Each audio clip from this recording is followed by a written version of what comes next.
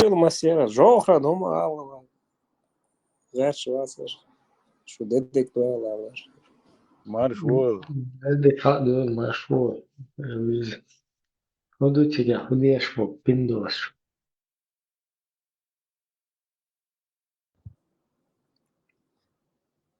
Дарерт потихоньку аж. Şügla doğuşda açtı.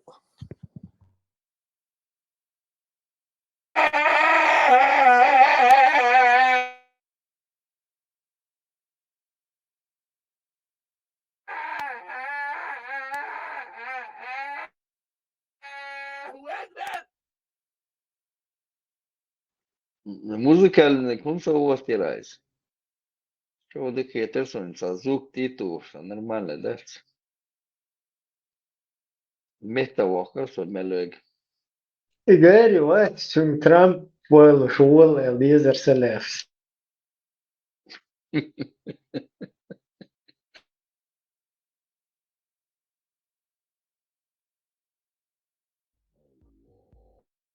Гарик Ведер Коза и нас приветствие, там Машола, Эстец.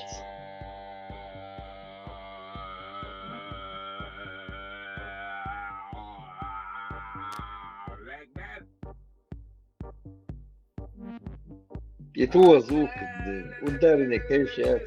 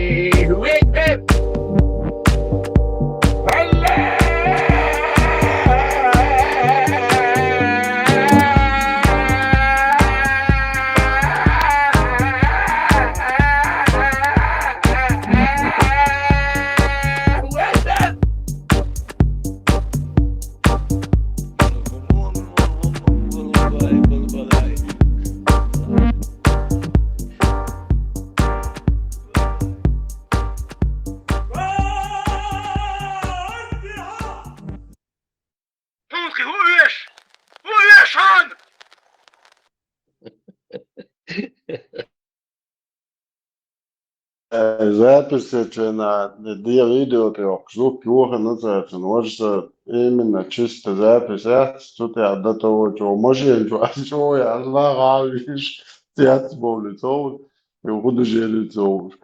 Но что провод мотор, между на молча, то хочет, что я окей.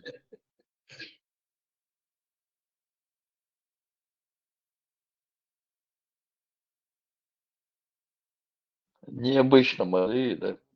Ударник, чего вот я.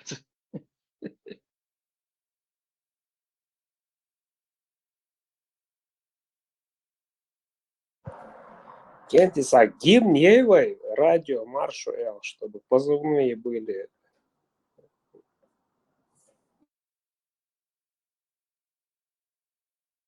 Дело было бы отлично. Есть у тебя вариант?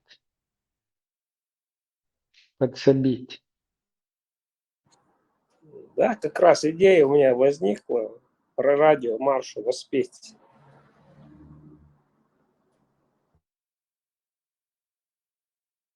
Проверили в деле тебя же. Подготовить я-то. Гости даже отблагодарил бы, наверное. Нет, сам совешь просто войдешь, так сказать. Но то, что я умею, хотелось бы, что мы есть вот так вот в песнях. Хит. Не обещаю, что это будет, но как повезет.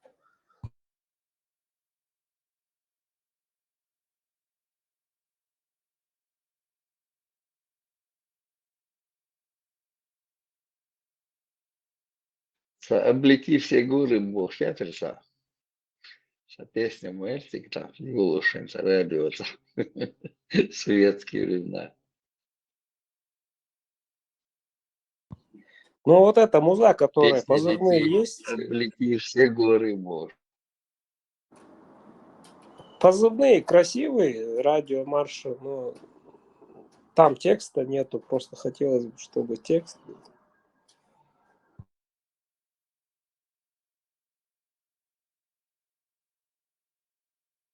Ну, пока я рыбалка, я калютайник, что. Ну, радио маршу шесть ахимш дигамбер. Свой, пока он не... На примете ума дуямак. Но я варианты скинул с композитором своим, как он мелодию сделает. Знаю это Рюшему, когда несколько вариантов, чтобы выбрали наиболее подходящий. İşte yersin, şükhat diyor. Ну, идея хорошая, одобряем. Надо воплотить. ЧДП я тоже обещал ЧДП написать, но что-то этот композитор мой протупился, туфта ерсу язина, поэтому я не отказался от этой идеи, но как-то у нас не получилось до конца довести это. Коньяк, Ну, да. я имею в Коньяк, виду да, со своим композитором, не получилось у меня. Туфта ерсу язина. Коньяк, я самого вишь, малер. Чтоб туфта не получилось. Да, именно, да, коньяк.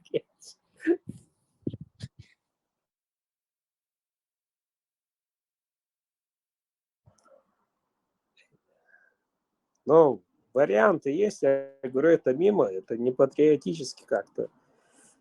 Ну, надо как-то сильно сделать, это же, ну как, гимн идет. И вот так вот мы с ним никак не договорились. И пал Барсу Язбина, даже это скидывать вам было как-то, ну, если я это не оцениваю как нормальную вещь, то какой смысл был вам скидывать? И поэтому заглохло у меня так. Но пытаемся, что делаем.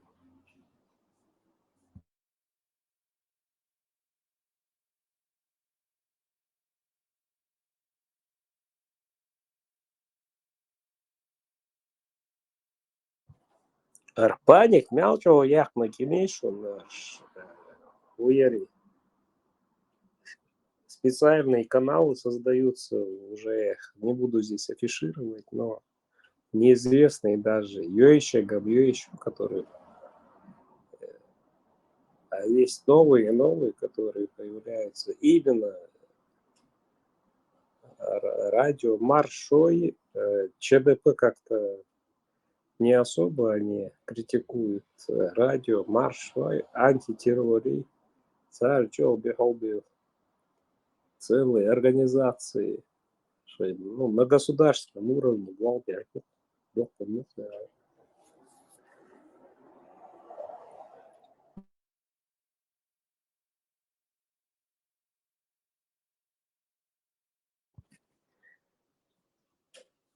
халифу, конкретно, халиф Валах, ну, ребята все, которые участники в группе, сам проклятишку, я вам скину потом, у меня записи есть.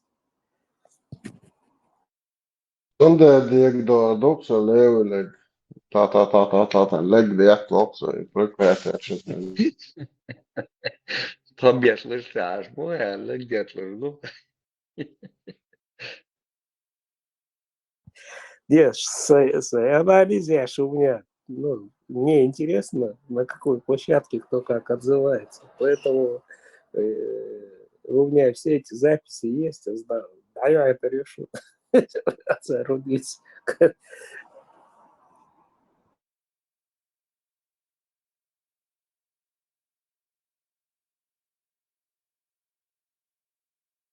Här har du marschade din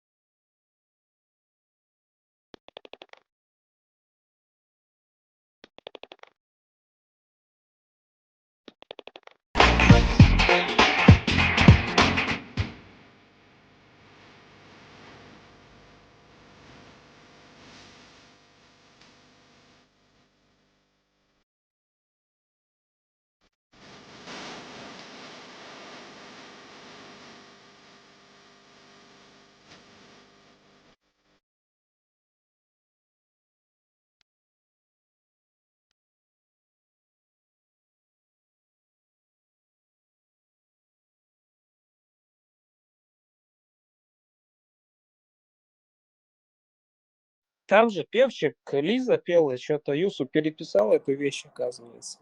Я в этом исполнении впервые слышу ее. До 2002 года Нальчика Nano kinoteater именно Norte Diaspora, уж бален легко, и сон тягает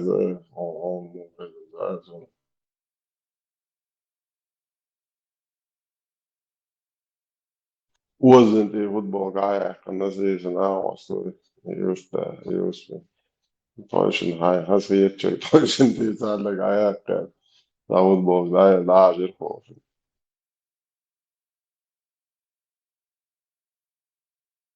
Юсуп что-то задавить Винасика не дают ему, но он как-то на аранжировке перешел. Он... Nasic loks maasta.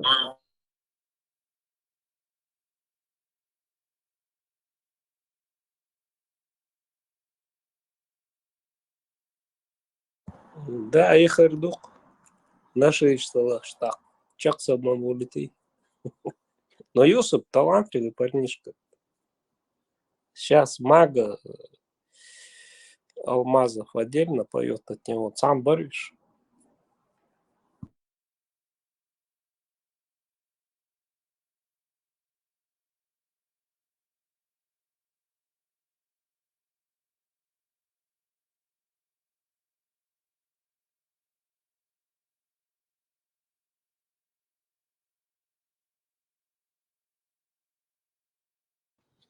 Elbette kinotēkuršā tur ieši duhišlašla, kad duhu bēhkan, kabardīņš, balkāč, valvei. I tanka alizan, kargarate hošan, kogšthošan, poln zala ānehoņer, rodu padēm švaņt, sandagados, un dēlamač otermer, poln dokum savu ietari, nohči bēhkan, nešķancēšti, nohči, poln to ir. Sveitais Ildovs, no apšēt ēdamo ietari.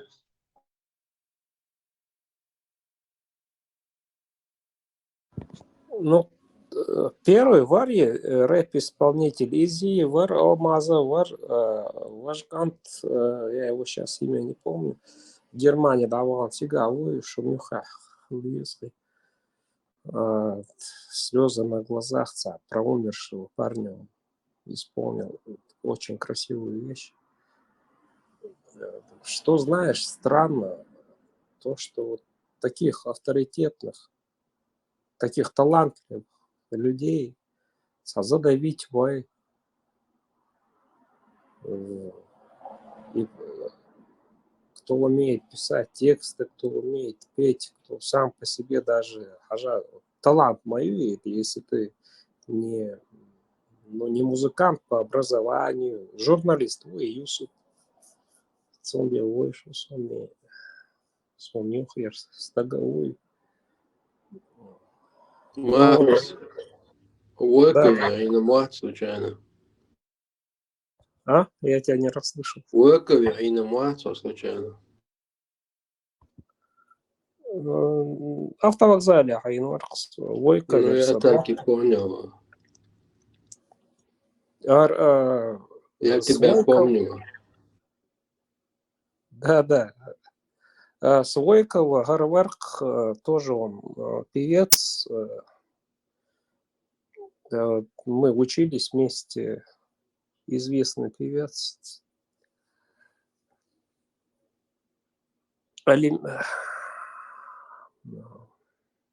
Ну, в общем, Зайох Арецис. Ну, нормально. Ну, творческий круг Войковяса. Да. Зэнди, Замбет. Помнишь, брать его? Да, которые крутые были, да, помню. Асбуа буду ажа. Вместо того, чтобы поддерживать вот таких талантов, задавить вой.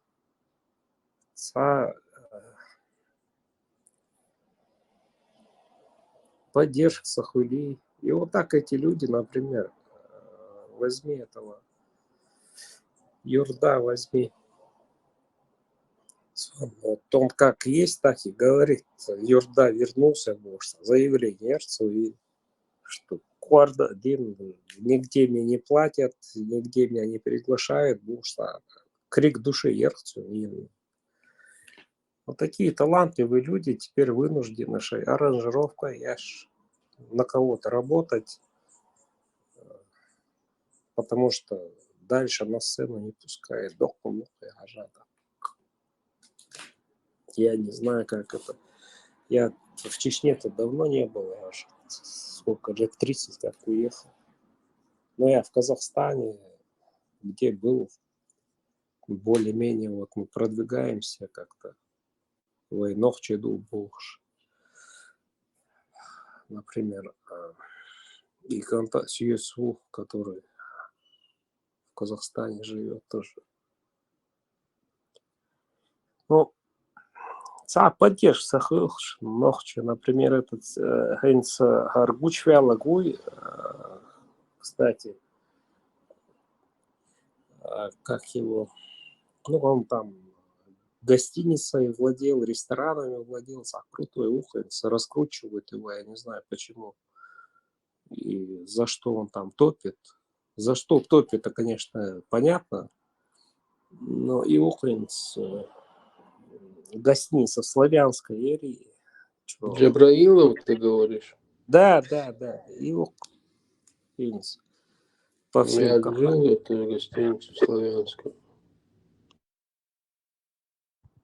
Да.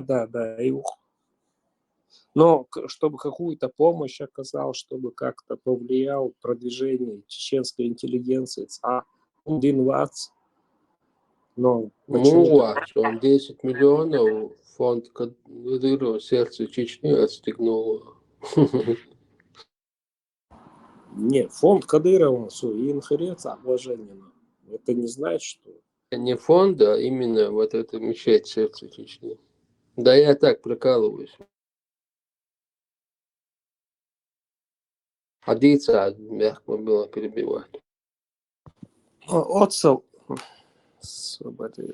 отцел, тервилш, нах было юкта.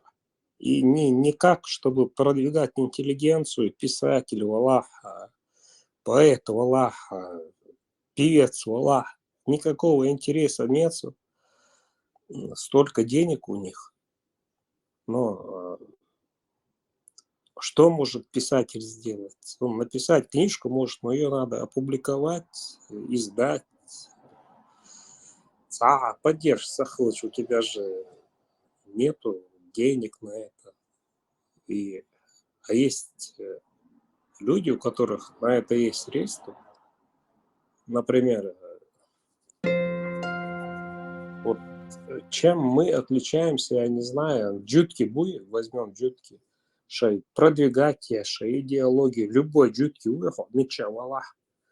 Общество с Нью-Йорке будешь в основном друг за друга держатся. Если ты приехал, хоть бы ты какой-то не был, чем бы ты ни занимался, поддержки, знаешь, ты чувствуешь себя не чужим, например, джутки вала. Шварт тоже куда. В Нью-Йорке в основном живут. Но какое у них, я не говорю, что именно какое-то общество должно быть.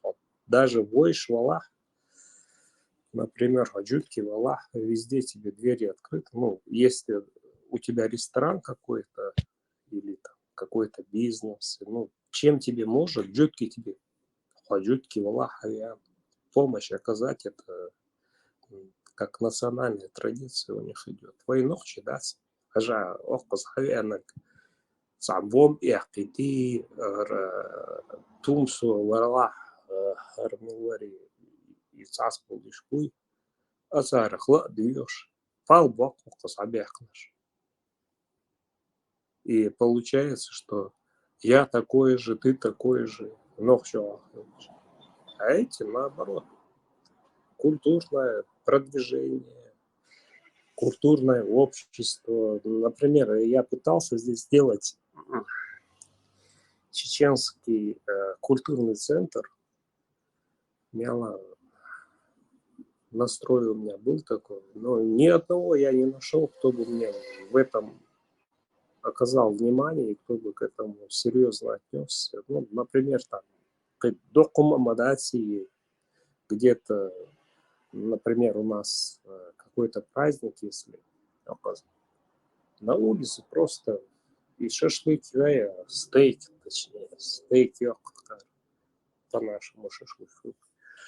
Стейк, шьяш, бесплатную еду раздают там. Вот такое мероприятие организует какое-то общество, которое там, скажем, баптисты или другое какое-то направление, которые объединенные и друг за друга держатся. Войнохчи даст, я не знаю как.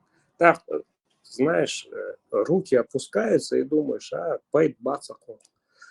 Потом, когда слышишь, вот радио, маршу есть, ЧДП есть, антитеррор есть, и оказывается, ты не один тоже, который к этому стремишься. И думаешь, ну как-то надо, ну что-то делать тоже, ты не можешь сидеть, молчать, хажа. Аркенты бу, такие же, как и я, Аренс Вилш. Но они как-то объединились, как-то войнохчал, да-да, это шмабы, и ты не можешь в стороне стоять, потому что, ну, как-то мне не позволяет совесть, например, Бучдей Вейнс, ну, я имею в виду, что радио открыли свое, и то, что я могу, и ажа, аркенты будут, соққаза в стороне вещь мисс хердаци. И мне не яркся шутал.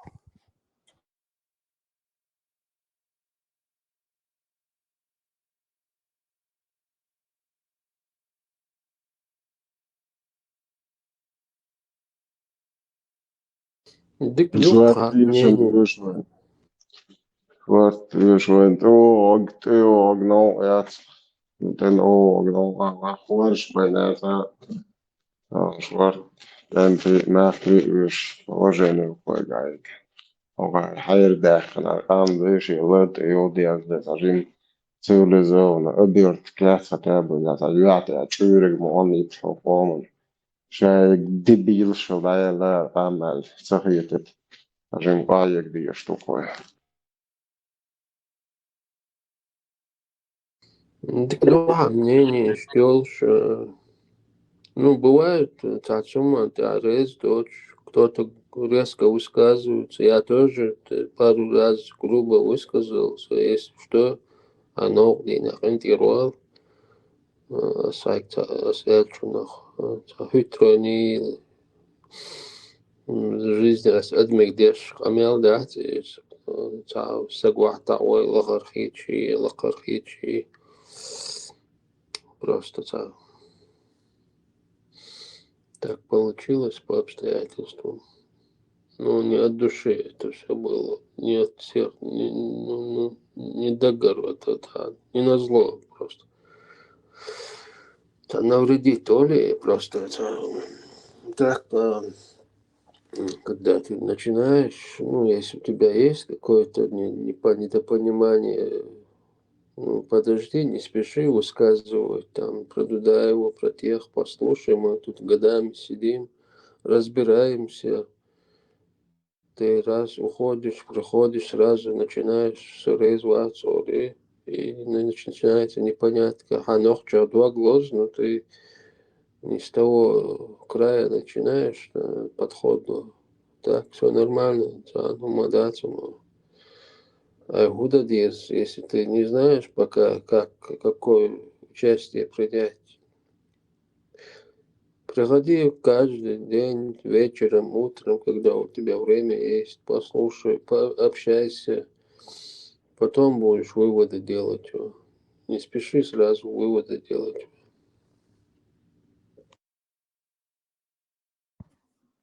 Да, но когда-то я резкий бываю, да, ну, это такое, знаешь, профессиональное, ну, высказываться свое мнение. Никто, ну,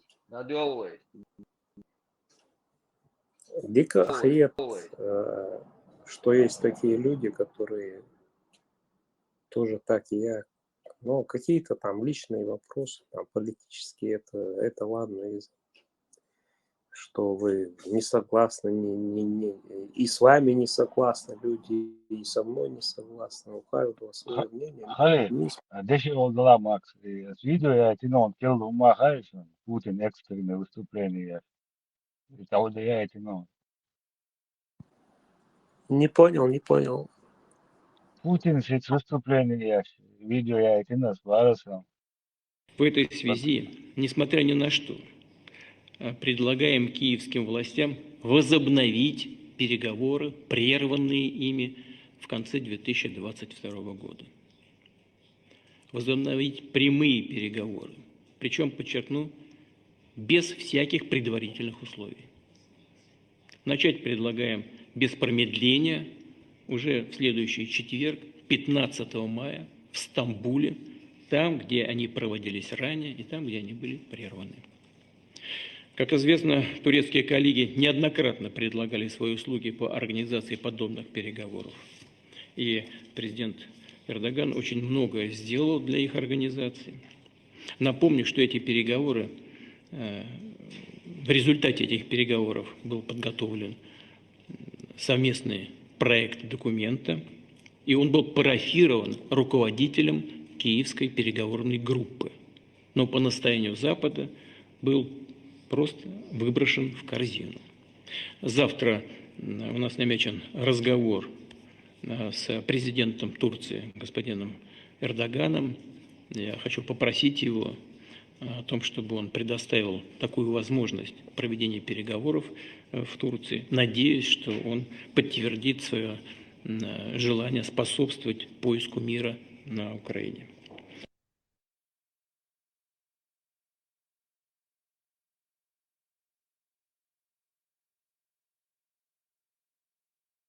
Удагден. Такие.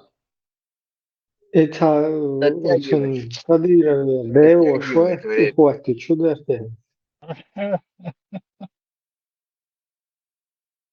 Оттягивает время. Иран с 400 ракет Лури Алакан. А эти еще мечают ажен. Что-то он там мечает демри.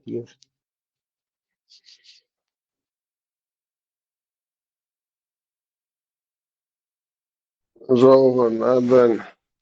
Россия, когда ей тяжело, всегда Прямые бежала. переговоры, это с Зеленским он хочет, или я не понял. Да, без посредников, типа. Без посредников вообще с ними ничего нельзя говорить. Конечно, нельзя. Ты чё? Диалог. Это как об стену головой бить. Вообще бесполезно там. Жалко, Алек, друг, Россия, когда ей было тяжело, всегда бежала на подписание договора, который она никогда не соблюдала и не намеревалась соблюдать. Это.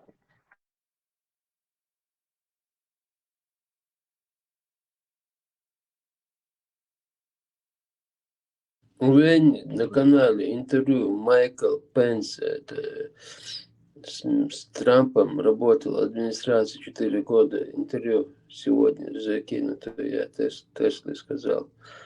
Вот он там говорит, Трамп типа понимает, ему журналистка задает вопрос, и он отвечает, да, видимо, Трамп уже понимает, что Путин водит его за нос, короче.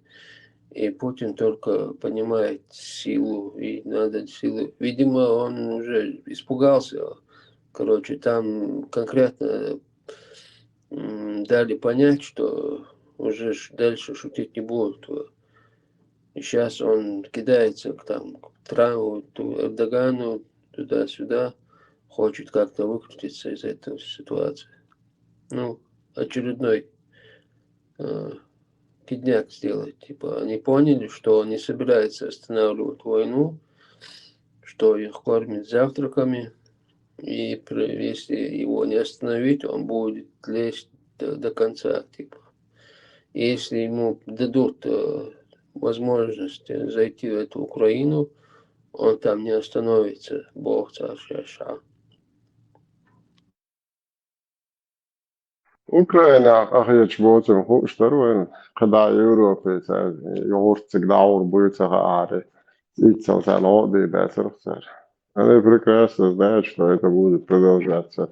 Потом украинские пехотинцы будут на этих фашистов, поляков нападать. Это и далее по списку Даудов. Ну, сейчас Абахаш через 10 Алхар Чухвакш.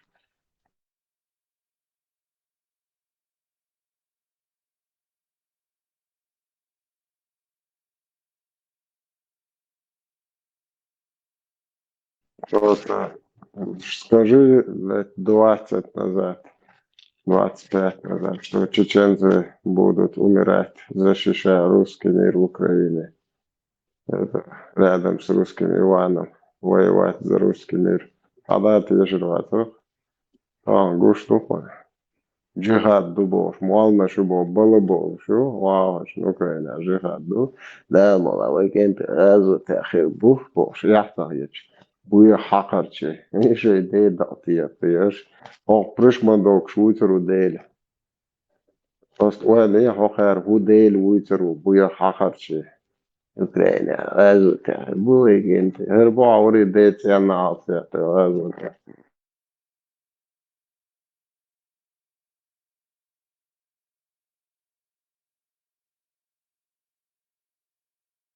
Sergis Tulshad Tapitu het buzul din biax moyuş Allah zakon Allah din ala bol tbiax tabala khuda di shu din Cerkumā, ja šos tā tie pagavši. Okla nohti posta mēršon, da bistovēš, ko nohti bojer, bujuši mičādu iboši.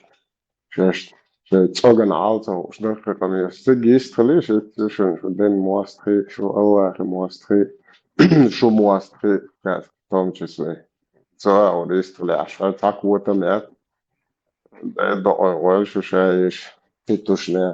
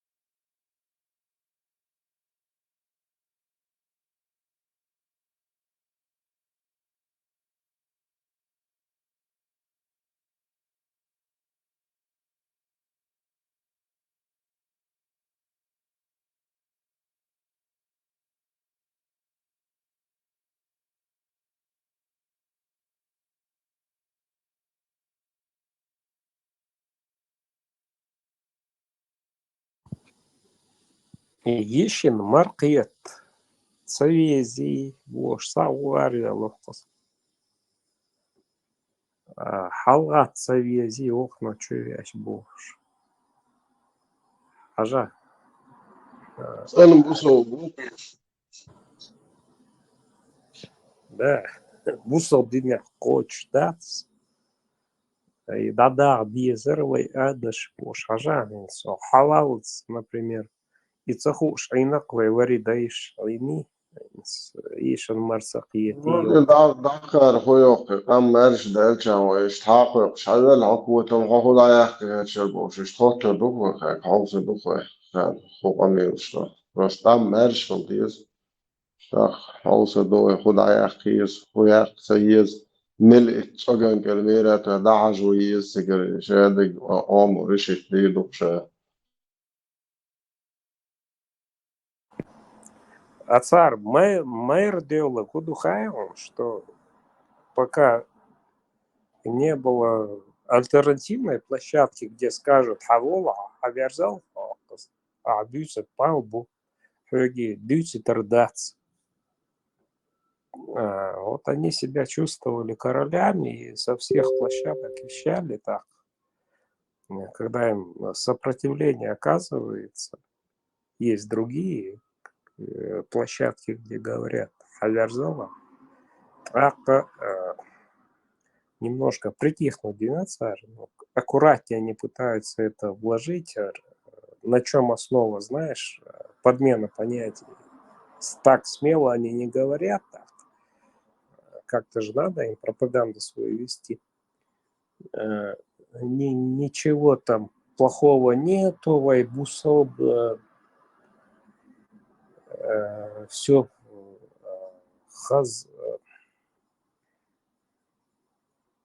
хаздуичтувай, воуши хердувай, вайнохчиду, бусов дымя,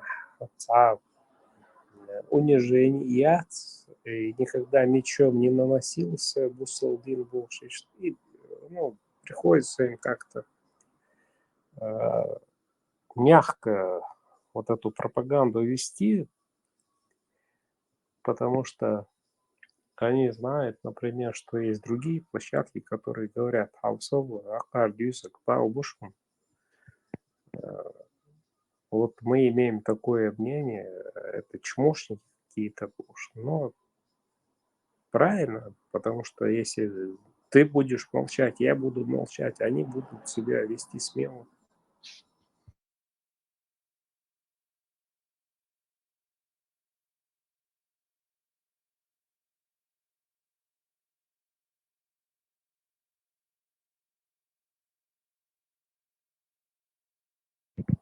Асар докету, что буду их,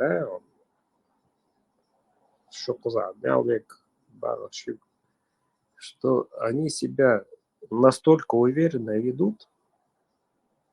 Например, Сабал, бац, я вообще другой человек в творчестве нахожусь,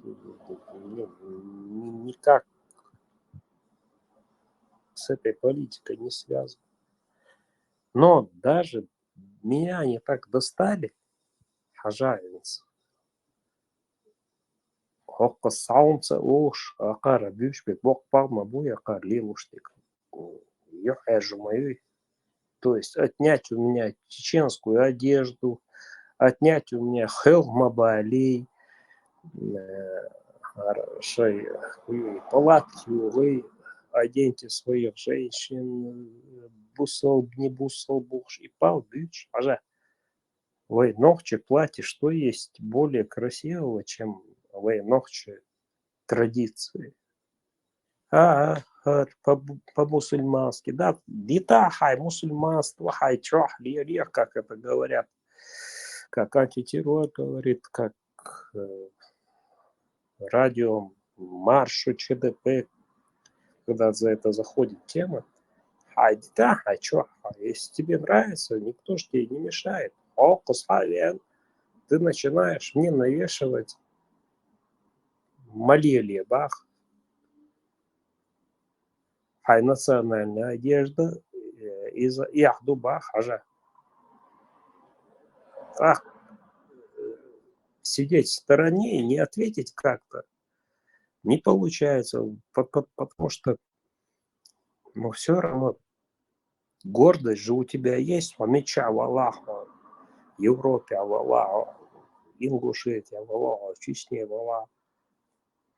Душа же болит у тебя за свой народ. Так, цеялш, саву. Так, и алча, ажа они начинают в шоке, они находятся, ну, и дикту, что не могут они теряются, они не могут что-то привести, кроме оскорблений, как они нас называют, ногти бац, джутки бу, ото бин бу. Ну, кроме оскорблений ничего не могут они предъявить. Свою позицию отстоять они не могут.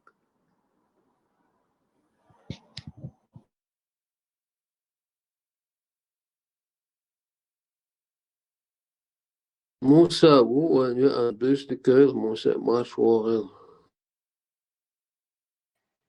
لا ماشي خلاص مثلا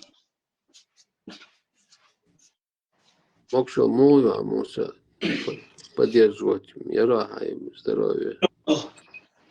то алло порох еще не весь сгорел. Это заметно. Порох лучшего. Да, лахтаю, да, мокшли. Муса, порох, а моя хотла. Порох еще. Порох сухим надо держать всегда.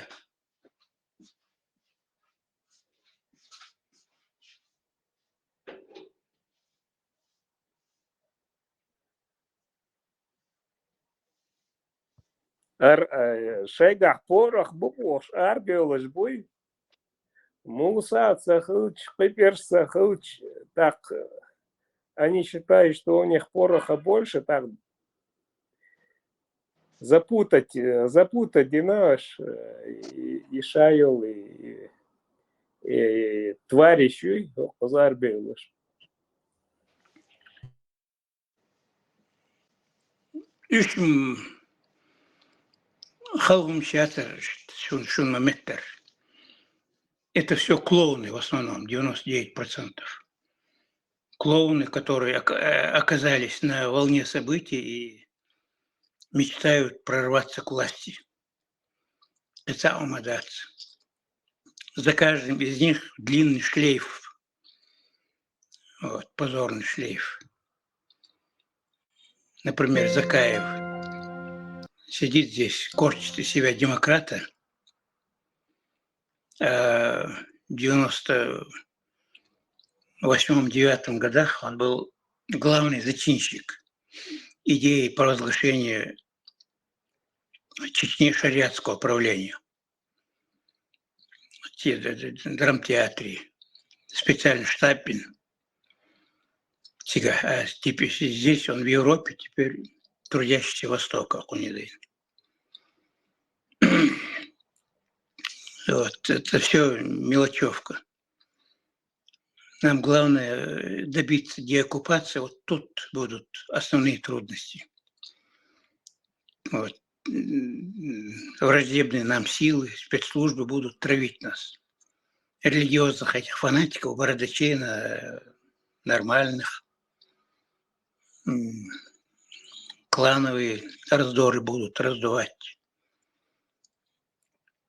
Вот до того часа X, когда дело дойдет до дела, нам надо всем, в основном вам, вы молодые, вот по этим ресурсам информационным добиваться единства общенационального сознания. У нас до сих пор этого нет. Вот я просматриваю в интернете там, вот гордятся там, вот мой там дед, мой отец воевал, до Берлина дошел. Позорного моды. Да? Какого хрена он до Берлина ходил? Да? Надо было воевать против советской власти. Ты доходил до Берлина, вот, проливал кровь за интересы убийц чеченского народа. Или генералы, царскими генералами гордятся некоторые. Вот. А все эти генералы на чеченской крови стали генералами. Это элементарно. Я не знаю, вот в моем детстве, юношестве, мне было там 10 лет, 15 лет, Сусон был Чинахана Тон. Вот мое поколение, все знали, что это все шушеры против советской власти они были. Все эти там НКВДшники, все герои войны. Хампаш Нуродилов, вот у нас Хампаш Нуродилов, там 1000 немцев убил. Об этом молчать надо. Хампашу надо было убивать красноармейцев, которые потом сошлют наш народ на верную гибель. Вот это единое мнение, единое мнение. Все, кто против евреев, для них враги.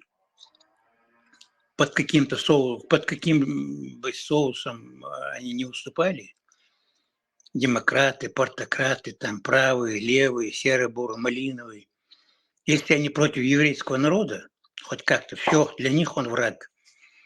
Вот ишта единое общенациональное сознание, вот сахалах, я предвижу большие катаклизмы. У нас начнется резня друг другу. Турция Абу Хамза. Он утверждает, только на основе шариата может быть единство. Шариат, Уйгош, Абу Хамзават. В арабском мире даже нет никого, кто знает доподлинно шариат. Вот. Ни одного мусульманского государства нет, который живет по шариату. Вчера только познакомились с арабским алфавитом, сегодня корчат из себя пророков. Каждый из них. Вот, к сожалению, но теми силами, теми возможностями, которые есть у нас по интернету, по этим чатам, надо работать над тем, чтобы формировать единое национальное сознание, общественное сознание. В этом только наше спасение. Вот. Аборт – это национальные интересы. Прежде всего, национальные интересы. Все. А религия, там, идеология, история – это все сопутствовать должно этому национальному самосознанию, национальным интересам. Вот. Элементарно, не заходят до людей эти истины, к сожалению. Вот такие дела, агенты. Ребята, вы что скажете? Муса Хёка Хатар Хырдар. Ну, кто может ответить? Есть же творческие, умные люди у нас, ну, которые вот молчат, которые как-то отстранились. Ну как? Какой совет можно дать? Хватит молчать, хватит нас грузить, например, вот этих чмошников слушать, хватит. Надо их остановить. Совет Харери. Ну, если он грамотный, образованный, если у него голова на плечах, что ему говорить? Если он молчит, значит, он идейно не согласен с нами. Вот, и его не заставишь. Или он боится там, сам личный трус, может быть. А может быть, он боится за своих родственников, тоже как-то можно понять. Вот. Тут можно было бы, если бы у нас было нормальное, хотя бы так, чуть ниже среднего уровня национального сознания, самосознания, мы бы укрепили свою историческую базу. Вот тут за границей вот, Руслан Арсунукаев где-то живет, в Скандинавии где-то говорят. Умнейший историк, сильнейший историк, ну и патриот, там все. Вот. Ну, там 3-5 историков есть, которые работают предела дозволенного, ну, чтобы не подставлять себя.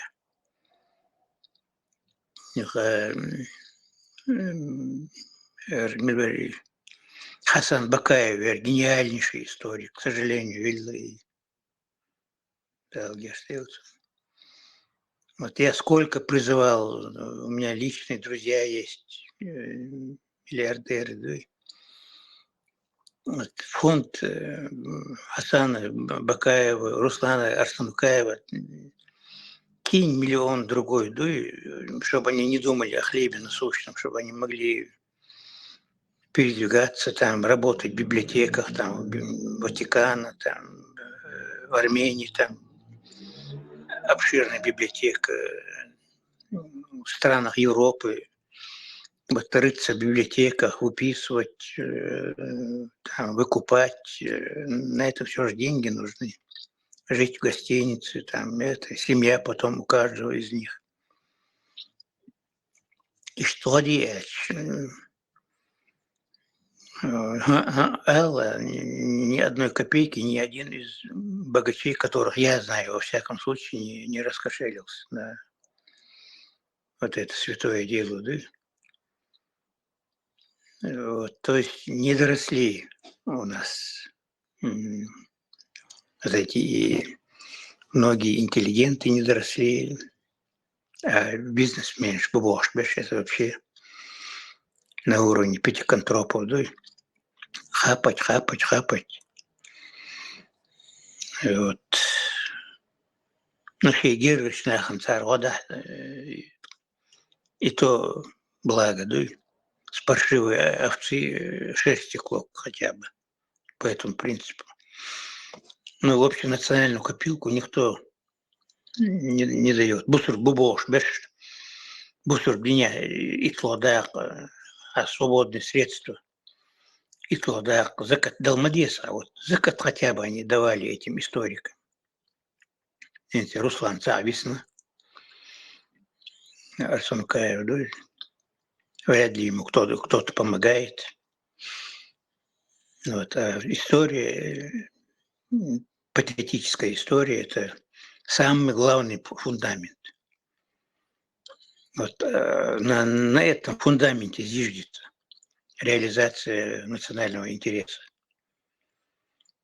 Вот, Англия, Британия, мировое господство у них начало становиться благодаря Ост-Индийское один исторический там общество они организовывали, с исторических обществ они начали формировать сознание сначала британское, а потом уже и мир захватывать.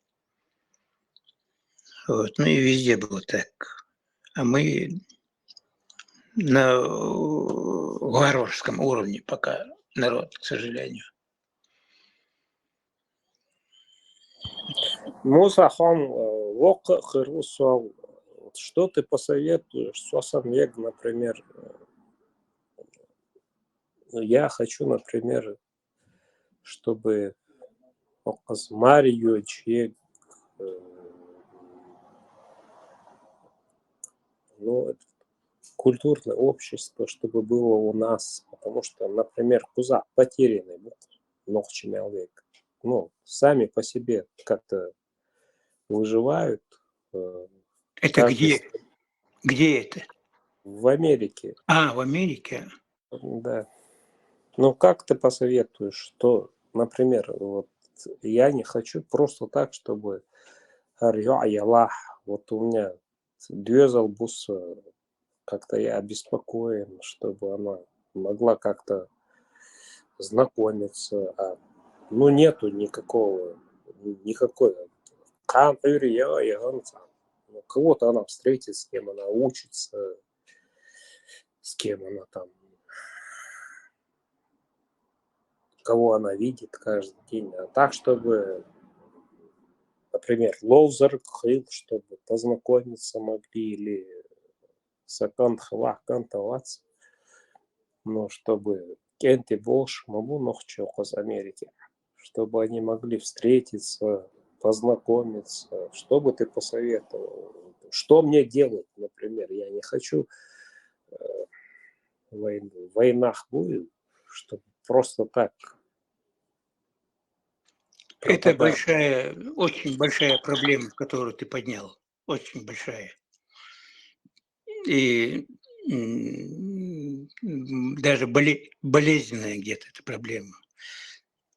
Вот у нас много вдов, вот, много разведенных мужчин, вот, разных возрастов, молодые там девушки, Дик Меркери был воспитанные, красивые, умные парни. Вот проблема большая. Вот у меня внук живет в Чикаго, под Чикаго. Вот, 17 лет ему, мы уже думаем, вот как ему найти. Ночи ее отстоялись, все, он пропал. Он, из списка чеченцев его надо вычеркивать тогда. А как, где искать ночью? Человек, он хазу, сурцан хазу, чемпион там разный, там черные пояса по карате, математика. Из всей группы самые высокие оценки по математике, физике у него. Вот, красавец. А где найти? От проблемы. Вот у меня моя шкурная проблема, где найти хорошенькую девушку с порядочной семьей своему внуку. И таких, как я, много. Я не знаю, в Америке чеченская община большая или нет, но всегда херикли проблем, да? У кого-то дочь выросла, у кого-то сын вырос. Но все это может делать только через культурный центр. Другого выхода нету. Вот, обращаться к местным властям, там, префектуры или там, что там, гуманитарным каким-то организациям. Вот мы не хотим там крайних там экстремистских этих там, мы хотим нормально, цивильно жить, цивильно общаться, да, и интегрироваться в американское общество. Вот. А для этого нам как минимум нужен культурный центр. Средств у нас собственных нету. Мы надеемся на Демократический институт Америки. Помогите, пожалуйста, просьбами, да, чтобы они выделили помещение. Вот. Если кто-то знает хорошо компьютерной премудрости, да, вот, пусть создает сайт, культурный центр, американский культурный центр, например. Там с разными отделами, отдел там знакомств, отдел там довольствующих, зудявующих, теперь интересно, включать даже, вот, пытаться изо всех сил культурный центр создать. Получится это или нет, это другой вопрос. Ну, может быть, в Америке есть состоятельные ночи. Может быть, у них попросить и отдачу. Вы же не себе в карман просите, а на общее благо. Ищ мабу ночи. Каждый из них волвишу и велик довол по нашим обычаям. Да? Вот. Через культурный центр все это только можно пока. Вот. Уиц Белбуш, Юльк сейчас они... У них вся их жизнь сосредоточена на грабежах, на народной крови, да? Хапнуть и уйти, в основном. Вот, паразитируют на славе чеченского народа. Царь Щащин Хумамадас, Кадыр, Гюандай, Хакахурсащи, да, царь абсолютно. Они паразитируют на славе, которую завоевали чеченские парни в Первой войне, во Второй войне. Сломали хребет ядерной державе. Вот на этой славе они паразитируют. Вот. И их обращаться к их разуму, к их национальному самосознанию не бесполезно, потому что у них нет национального самосознания.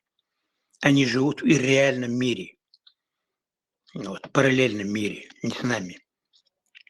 Чеченская масса для них это скопище червей. Вот, быдло. Вот, у них браки между собой, да и якшаются между собой только. И все делают во вред народу. Целенаправленно, специально. Вот, были бы они нормальные люди, как армяне, евреи.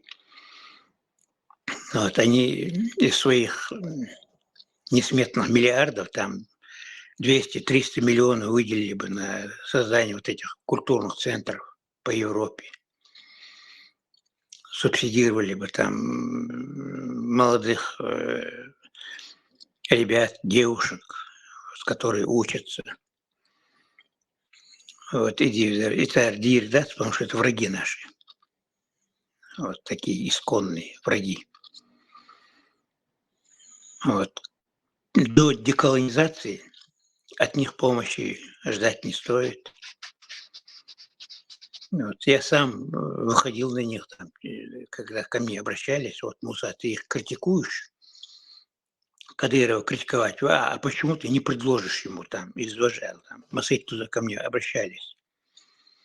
И я одному из них даже на магнитофон наговорил.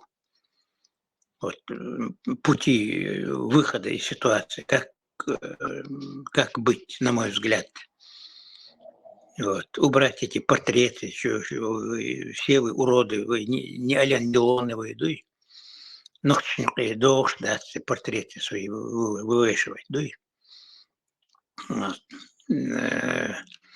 Прекратить эти массовые задержания, убийства, пытки. Ну и царь Дир дац, и царь Дейтур дац. И, к сожалению, Кремль им не позволит быть людьми.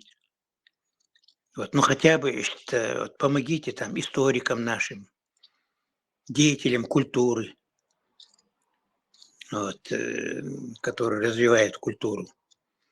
Вот эти очаги хотя бы финансировать, это вам зачтется это потом. Бог, одно духу я им давал расклад. Вот они дома сейчас строят эти каменные джунгли, многоквартирные высотки там. Это же это погибель мою для народа. Вот, мегаполисы надо расселять сейчас, создавать городки маленькие, там 1000, 2, 3 тысячи семей, с приусадебными участками. Там. Только так можем выжить. Вот скоро голод грядет. Голод специально, искусственно создается голод сейчас везде в мире. Вот средний класс уничтожается везде, и специально. И вот наш народ мог бы выжить только вот путем расселения, срочного причем расселения. Пока еще есть время. Хотя неизвестно, уже есть или нет. Вот, создавать приусадебные участки, там, огороды сажать, сады, там, заводить, закупать срочно средства малой механизации. Вот в этом помогите, Бог, Кадыров говорит для нас. Помогите людям. Не каменные джунгли стройте. Вот, электричество выключат, все, городское население через 3-4 дня начнется мор. Грабежи магазинов начнутся, потом еще через пару недель друг друга будут грабить, убивать. Это же кошмар мой. Вот. А выживут те, кто в селе живет. Вот. Разводят там курей, баранов, там крупнорогатый скот, огороды сажает там. Это вечное благо. Во все века. И это элементарно. Это русские об этом уже говорят. Он Германа Стерлигова, послушайте. Вот. Он, правда, провокационные идеи у него гибельные, но кое-что правдивого он тоже говорит. Вот, в частности, идея расселения мегаполисов, он говорит правильно. Вот. Иду тауры строить там полкилометра, якобы там, я не знаю, сейчас заморозили, говорят, это строительство. Это вообще издевательство мое над народом. Миллиарды, которые текут к нему за счет славы погибших чеченских парней, на эти миллиарды он строит себе на потеху, чтобы пощекотать свое самолюбие, честолюбие, возводить этот Ахмад Тауэр. Это ужас дикий. Вот. Вместо того, чтобы миллиарды зарывать бесполезно, даже не бесполезно, а на погибель народу зарывать миллиарды в землю, сделай что-нибудь доброе там вот. Из Вождоку здесь нас там создавать каскадные эти электростанции. У нас горных рек много, не надо создавать эти плотины, там ничего строить не надо. Просто установила динамики, вырабатывающие ток, и все. И можно всю республику обеспечить собственным током. Вот, собственным электричеством бесплатным. Вот какое благо. Убери налоги. Лет на 10-15, чтобы налоги вообще слово не звучало нигде. Вот по нам катком прошлись в 2 войнах. Вот, народ стонет, народу надо дать возможность выжить немножко. Смотрел налог, что я дух из нас, дух. Вот, а им бесполезно. Все это бесполезно. То есть спасение утопающих – дело рук самих утопающих. Вот, мы должны собственными силами доносить правду до народа. Эрбер не надо подключать, они живут под дамокловым мечом. Они, если правильно даже не посмотришь на них, они могут убить просто сразу. На них законы не распространяются. Вот. Там Вот. А тут за рубежом создавать культурные центры. Только через это. И вот эти ресурсы информационные. Вот как Машу, там, Нису, Дукой, Юяцагас, 5-6 ресурсов есть. Я вот каждый раз шарю эти ресурсы, слушаю, чтобы знать, о чем думают молодые, старые, о чем думает народ. Мне это интересно, я поэтому все Нису, и Машу, и там другие, Адат, Мадат, все прослушиваю. Вот. Хитахсон. Савелыч.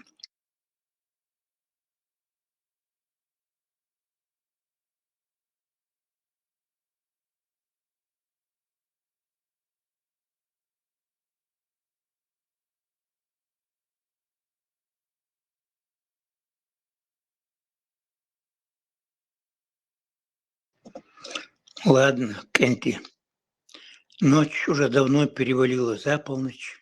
Вот, пора... Муса, Оу, бяхма била ха ишала, 20 минут, хаста عطيلسود يحويك خاطر دلو شو سو هاكرا دل جواب دل хата.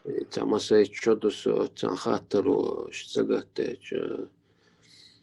تحون خو أس خو جاش خزا قوزا تاتسانجي خيت نيري قيجين التاني هما دكت دو الشين يغير خيرتش كير قوالي نعبيا سو انتي لو مش موسى كك حاستا تيها شويل تشينها قي وجل تقوج عطيلسو موسى عثمان إمايو بوخ شرق ويتعب بروكولور Вер. وتخن دا جوخسون تا إليا بوتو это с кем-то да перед войной там вроде бы за кабинет чулил по беспределу болгар с должности его выкинули или избили что-то такое что эта история до Георгсона, народ возмущался. Ну вот как политическая личность, взгляд, что интервью Генасон, как политическая личность, Миллер, кто этот человек, кого он из себя представлял, что Они все были грабители. Говорили они красиво, конечно, да, и Хазгамельдар, а так Жахар его назначил Асмави Бохша, да, и он и банком руководил, и министром был, там 3-4 должности занимал сразу. Жахар Идарах, Кесть. Вот, и там они увязли в этих аферах. Вот. И за счет этого он был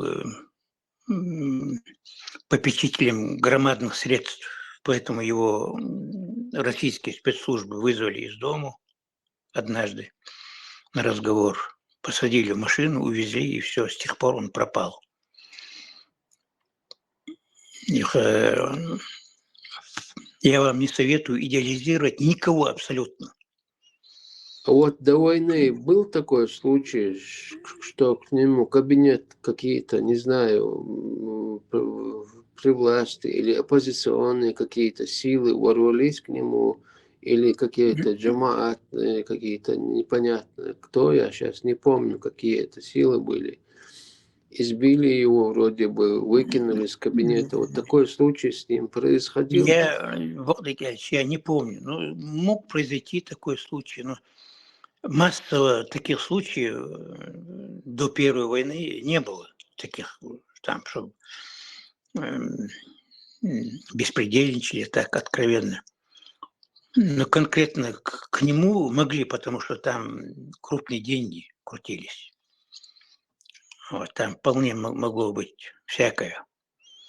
Но я лично не помню это просто. Таких эпизодов я не помню. Я знаю, что человек был нечисто на руку, к сожалению. Далге Штельцун, конечно. Ну. Суандик Вёвишвери, так какой-то странный он был. Он как-то пришел ко мне там по одному вопросу и мне говорит, что возмущаться даже. Дело Жахар такое, говорит, сделал там добычу, переработку и реализацию нефти и нефтепродуктов отдал в руки одного этого бывшего заправщика Албакова Адама. Албакова Адама. Ему отдал. Действительно, ужас. Мэри, дикий ужас, наидичайший. Вот основной источник пополнения нашего национального бюджета он отдает в руки одного человека. Вот. Это должно быть общенародной собственностью. Ну, я тут же, прям на второй день, написал статью разгромную по этому поводу. Вот, и к Жахару пришел, говорю, Жахар, Алилушки, куда ты уже там, а я куда лучше, там, умнее нас, ты там, опытнее нас. Ты что, не знаешь, что нефть нельзя отдавать в руки? Нефть, вода, земля, то, что на земле, под землей, это все должно быть народное состояние, должно принадлежать народу. Вот он какую-то идиотскую там отговорку, там, вот, надо сначала это сделать, вот то-то сделать. И я смотрю на третий или на четвертый день, и Имаев публикует на страницах газеты «Голос» Чечены, «Голос Чечни», орган этого парламента нашего. Газета, которой я руководил, Ичкерия, это орган президента и кабинета министров. Я возглавлял эту газету. А Имаев в другой газете парламента, опубликовал требования ко мне. Там Муса Темишев оклеветал меня, там 5-10, что я требую от него, чтобы он извинился там за потраву моей чести, там, и зауважал. Я чуть волком не завыл. Цу информацию бандл, что мы нас и филитон замочить на страницах правительственной газеты. Вот. Ну, старшее поколение должно помнить перепалку. Ну, я ответ этому Имаеву написал, я как-нибудь, наверное, этот ответ. Цуязник, осязник, я самый опубликую. Я подам судом мне. Я там дал ему ответ, я с первой страницы все материалы убрал, и только вот его угрозу подать в суд и мой ответ. И я выпустил эту газету, очередной номер Ичкерии. Вот, я из твоих слов, после твоих слов, после того, как ты меня проинформировал об этом кощунстве, после этого я написал этот свой разгромный материал. Это, во-первых. Во-вторых, вы все жулики, бандиты. Вот, в суд ты на меня не подашь, к сожалению. Вы побоитесь подать на меня в суд. Но я подаю на вас в суд, Международный Гаагский суд, и требую от вас там моральную компенсацию в следующем размере, двоеточие и перечень. Первое. Жахар Дудаев, там, 10 миллионов долларов. Но я знаю, это царь так и пехлурётил, я так для хохмы, для пущей убедительности. Парламент там 20 миллионов долларов. Имаев там 60 миллионов долларов. Там, и все эти средства перечислить национальный фонд, я уже не помню, какой я национальный фонд это адресовал. Значит, я на первой странице газеты «Ичкерия». Это 90... в течение 92-го года, Духшин, если есть у кого возможность подшивку пролистать, вы найдете это. Но они, естественно, уголовное дело никто не возбудил. Вот, все это улеглось. То есть это бессовестные умщерах, абсолютно все вот, бессовестные, да, поставил меня в такую известность, я основываясь на его информации сделал разгромный материал, а он сразу, я даже не знаю, просто промолчал бы хотя бы.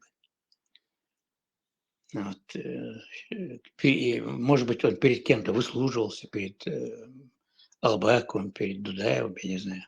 Зачем он это сделал? Потребовал от меня там извинения там, и так далее. Да.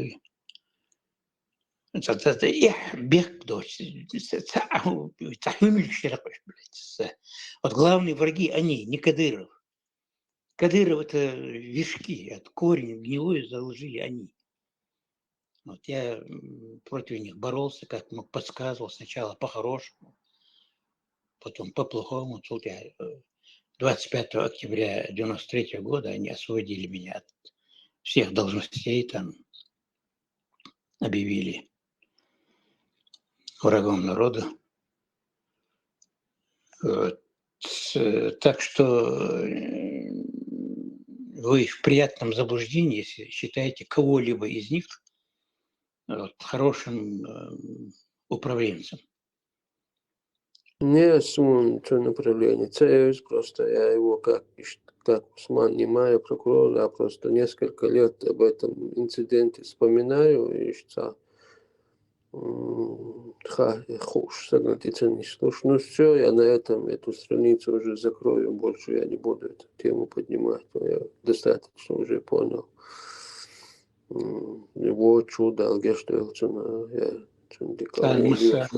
просто про этот случай хотел, что это было, или было это вообще, или я его это с кем-то путаю, что вот Ничего. Ну, такие случаи, там, наскоки, разборки там бывали. Хиллях, что с этого? Хиллях, какая разница? Да, сейчас уже ничего не меняет, в принципе. Я говорю, тут я сяду попрощаться, он что, терхейтерсон. Шумасери, Адикейл, дал это было, дикчуманде. Амин, свой, бюст делал. Бересил.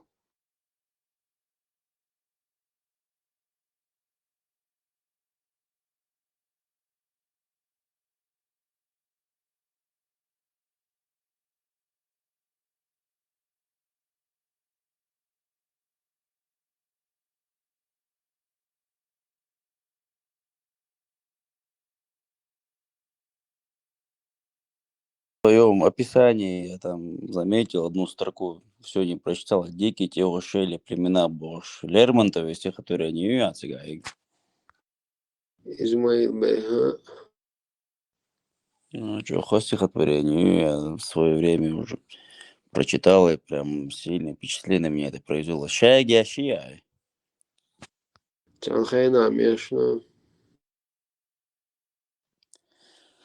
Эла, читаешь и думаешь, что в то время даже наши враги у нас так хорошо выражались, как бы более-менее с каким-то уважением. Хотя бы было понятно, что враг Балах, как бы, ну, хотя бы более-менее милух уж, зная, с кем он имеет дело, как бы сказать, не то чтобы, как бы сказать, что ты прям с уважением к нему относишься, но хотя бы почему бы нет, по крайней мере, Тагансан, или как на протяжении последних 30 лет, что вообще хума я, как бы, что вообще наха я ощущаю больше бандит, что бож, хотя бы еще отношения как бы у наших врагов, если так можно сказать. Они и тогда о нас как о бандитах отзывались. Злой чечен ползет на берег, точит свой кинжал. Злой чечен ползет на свой берег и точит свой кинжал на своем берегу. А ты какого черта делаешь на берегу чечена, что он к тебе должен ползти?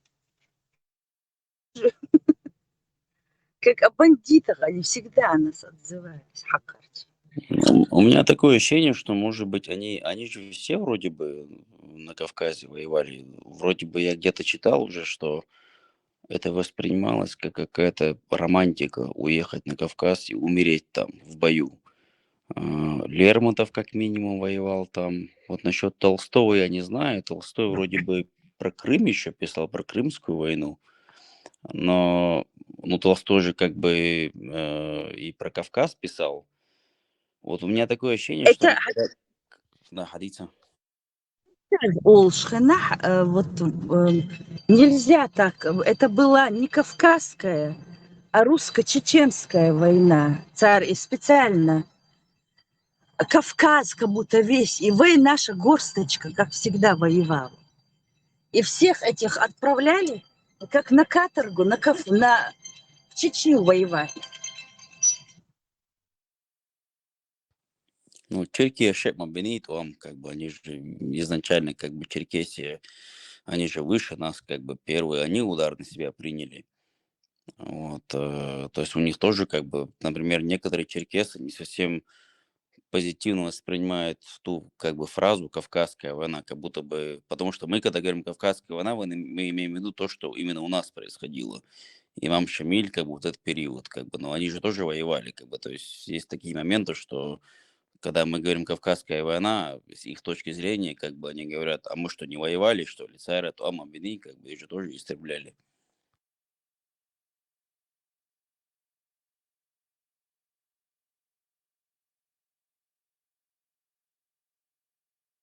Я просто не помню, кто именно. Лехагин, Хуурдут, Милварди. Там были черкешники, кто воевал. Не помню, но не все. Одни ногчи и вот какая-то кучка черкесов. Сон, доксадурный. Леха, Хавижин вы?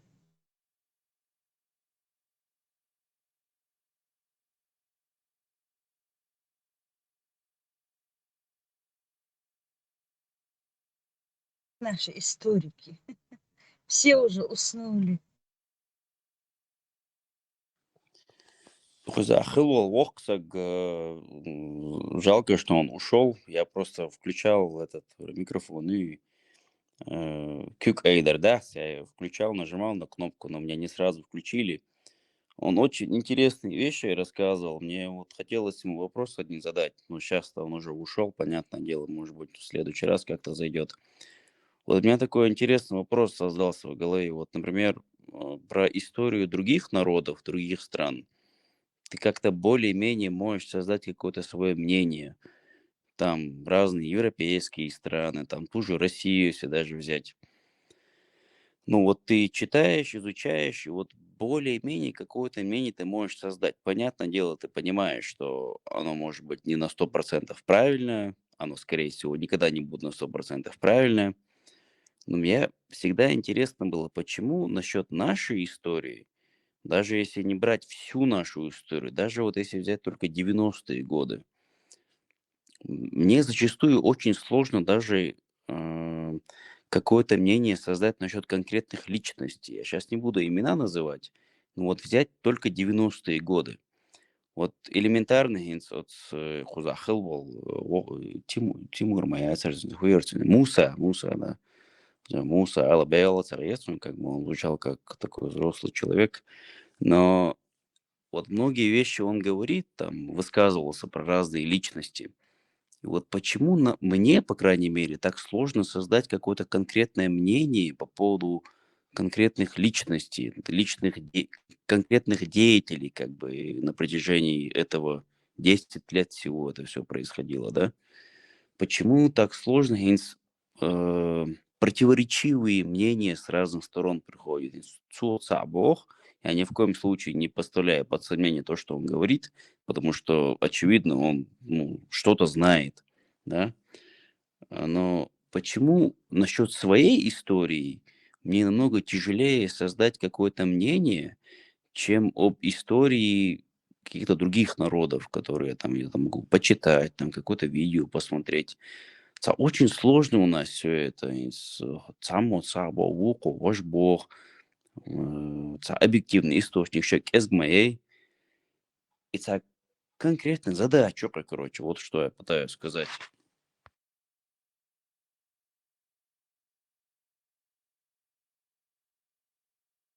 Муса, Вохтагу, но у нас беда в том, что у нас нет архивов практически. И нашу историю надо где-то искать, настоящую историю. Вот в чем беда.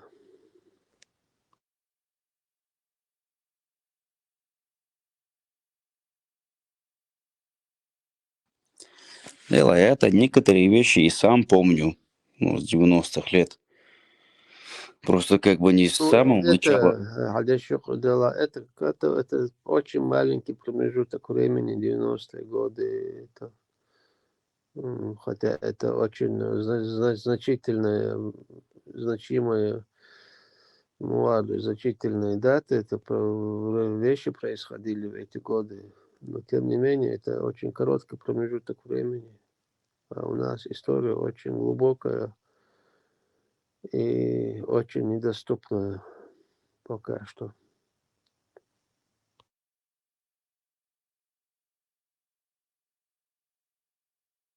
Все, что нам попадается, это все, что написано нашими врагами.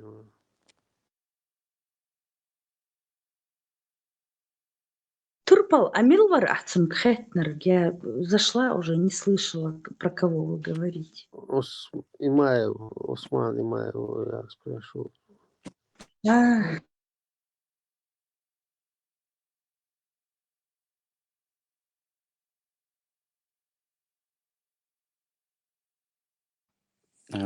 Прокурор вари, как бы, я яйцами видео, я царь Турпал, и взгляд бошел, программ. Я тоже это Да, видео видел. да, Но он себя там прокурор. как-то достойно вел, разговор какой-то. У него, когда, правда, улыбка была какая-то, ехидная, мне показалось. Но опять-таки, может, у него просто манера общения такая была. Но вроде бы вел себя достойно, речь Он, размеренная, да, грамотная. грамотный, подвешенный на язык, образованный, скорее всего, наверное. Ну,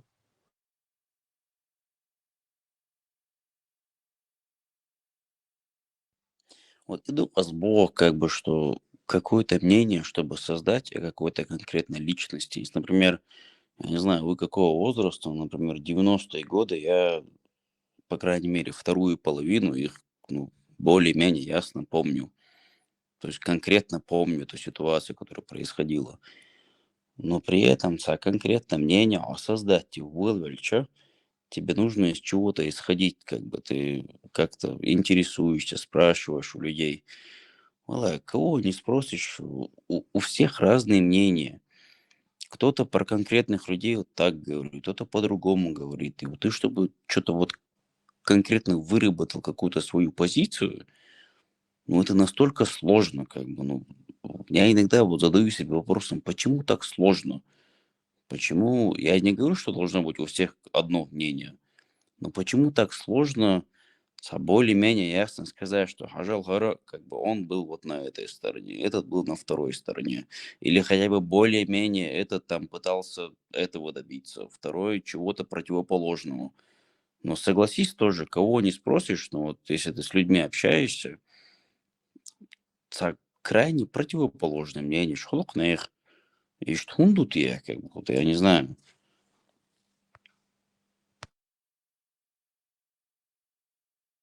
кто какого мнения, это одно дело, а вот конкретно информация о личности человека, это уже другой вопрос.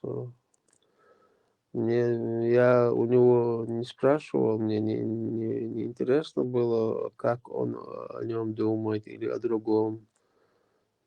просто случай, какой-то случай еще с давних пор у меня в голове крутился, и я хотел найти на него ответ, и так я его и не получил, и думаю, что уже, скорее всего, и не получу. Может, я это путаю с кем-то, может, и не путаю. Но уже дальше мне уже не интересно это копать, потому что достаточно я уже, если это даже было или не было, это возможно и было, возможно и не было. Но уже это не важно. То, что я хотел узнать, там максимально я узнал. Хиля.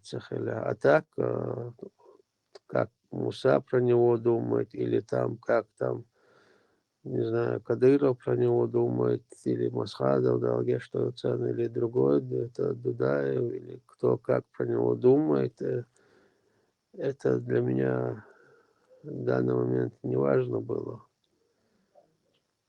что он духо. У меня вопрос был, какую роль он играл как деятель в это время. И именно вот этот случай происходил или с ним, или нет. Вот у меня вопрос стоял.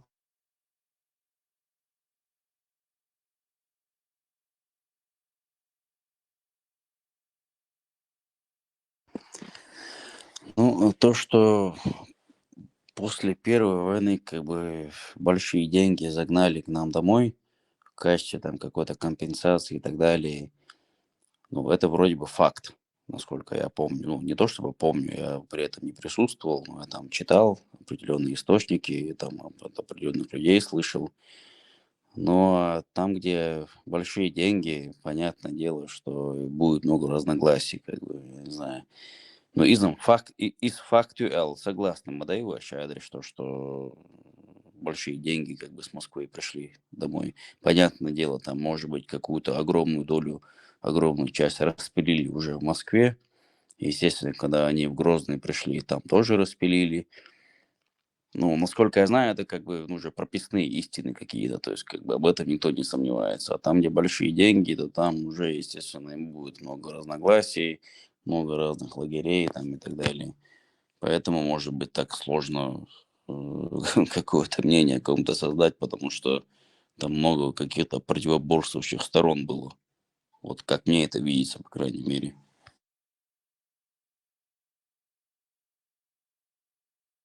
Да, ты прав в каком-то, где много денег, там всегда бардак.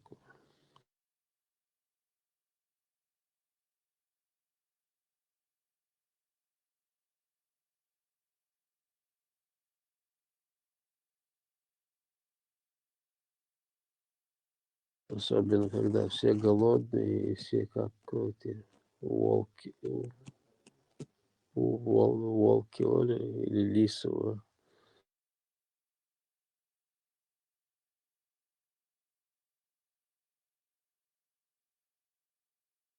Bjarkman Villas строить som проектаж документа, но о какие деньги идет речь из государственного бюджета увеличивается или что это какие-то деньги? Ну, насколько все дин хатардар я. Ну, я турполига, побольше меня об этом получено в Просто интересно, какие деньги идет речь. Мечердела и Ахч. Сумма адикция хазерна, вестфалдаг миллера. Хинс дикохайса. Хашвайса.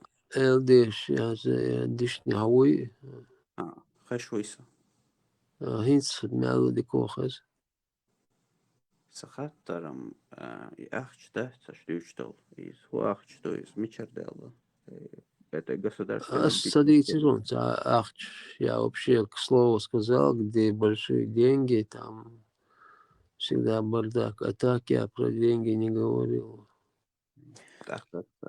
Дарья, насколько я знаю, его перевод он добавил что-то, Ой, Ельцин тянет перемирие. Во-первых, начиная с 96-го года Лебедь вори генерал царюх, Винвег, или, ну, может быть, Винхрват царь, может быть, ну, просто самолет упал. Соглашение подписать Барта бен Хавайт Уамбир Бацел Гутторч ох соглашение подписать и момент яцер 96-7 год. Вот насколько я знаю, Цулт Яха, Москва, конкретно что-то это Ахчтар, ну, на восстановление, там, именно и компенсацию Сахасун, как бы, если они это так называли или нет. Но, по крайней мере, на восстановление что-то это Дук Ахчтар. И зная, как все работает, в принципе, в России, как и сегодня, я могу себе представить, что ну, немалая часть этих денег, наверное, осталась в Москве. Немалая. Я не буду сейчас про проценты говорить, но немалая часть, скорее всего, осталась в Москве в виде там каких-то, ну, Бог, да. И, естественно, та часть, которая осела в Грозном, то как их распределяли или как бы что с ними происходило, это уже тоже вопрос. Опять-таки, источник Шиезах, как бы, ну, я сейчас тебе с головы не скажу, но насколько я знаю, как бы оно так происходило. В деталях важно, это просто сама идея, Ярсу, интересно. Но репарация, получается, это были репарации. Тогда интересно, получается, почему у нас не было, ну, я так полагаю, что это все поступило в государственный бюджет, эти деньги. Почему тогда не было министров, которые там за эти деньги были бы ответственны? Ну, это же фундаментально важная тема, чтобы государственные деньги шли в правильное русло, а не там распил, что это вообще за беспорядок такой.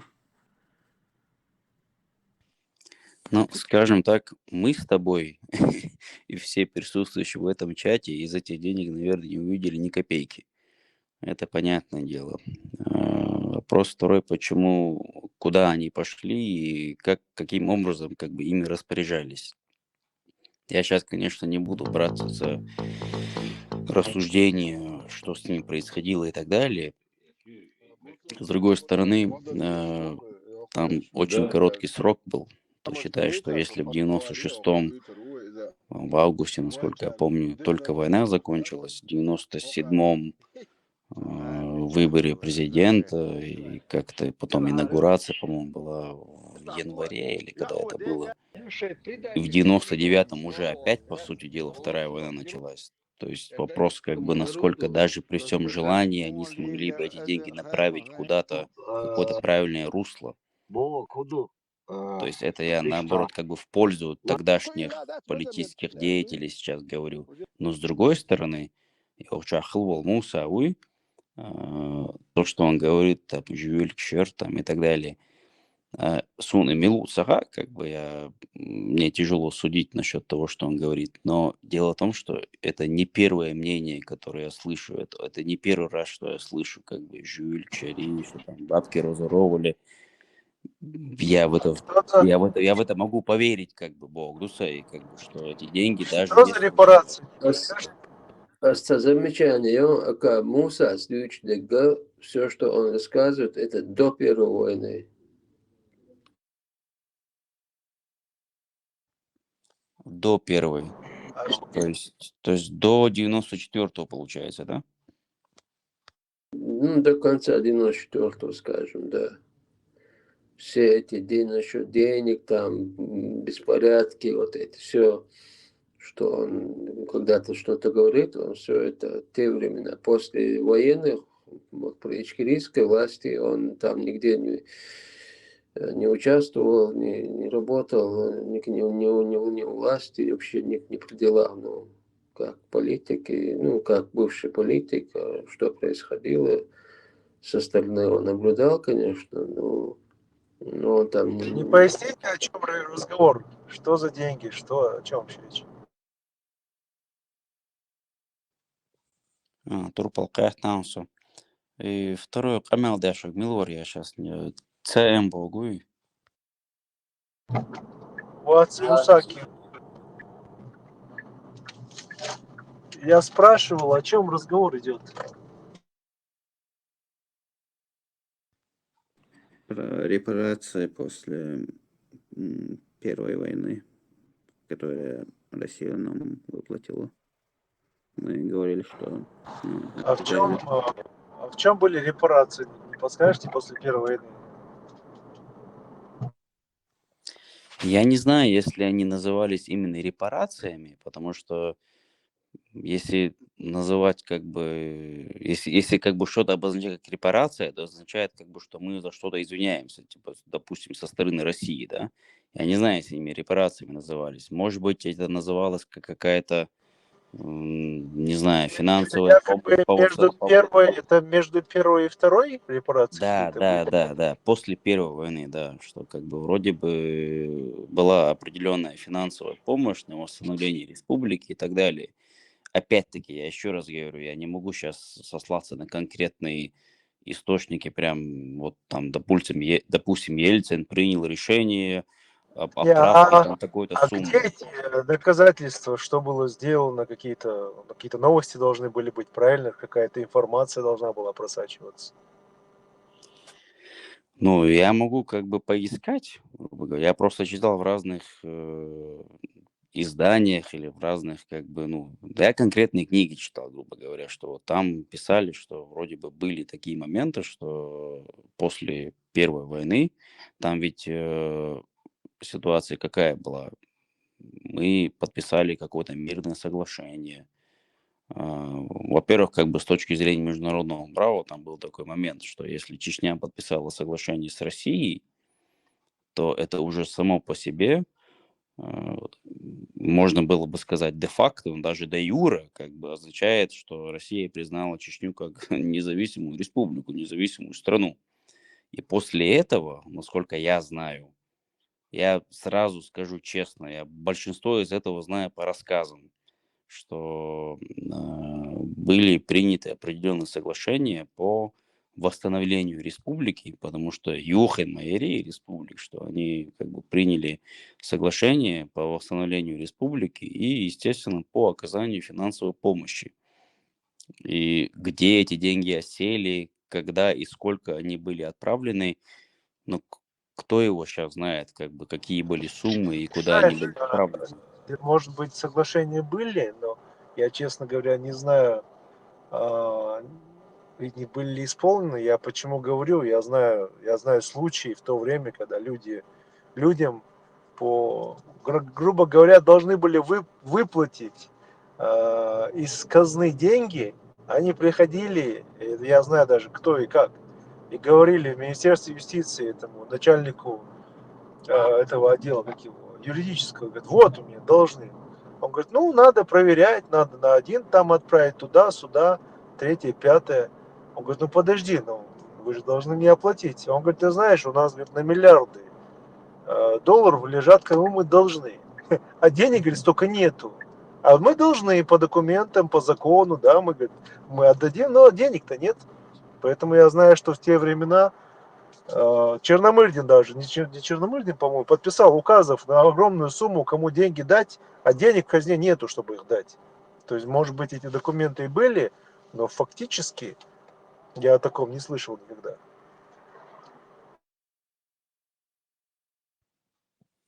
Я не слышал никогда о том, что с России поступали деньги в Чечню после Первой войны. После первой на восстановление нет, я не слышал такого.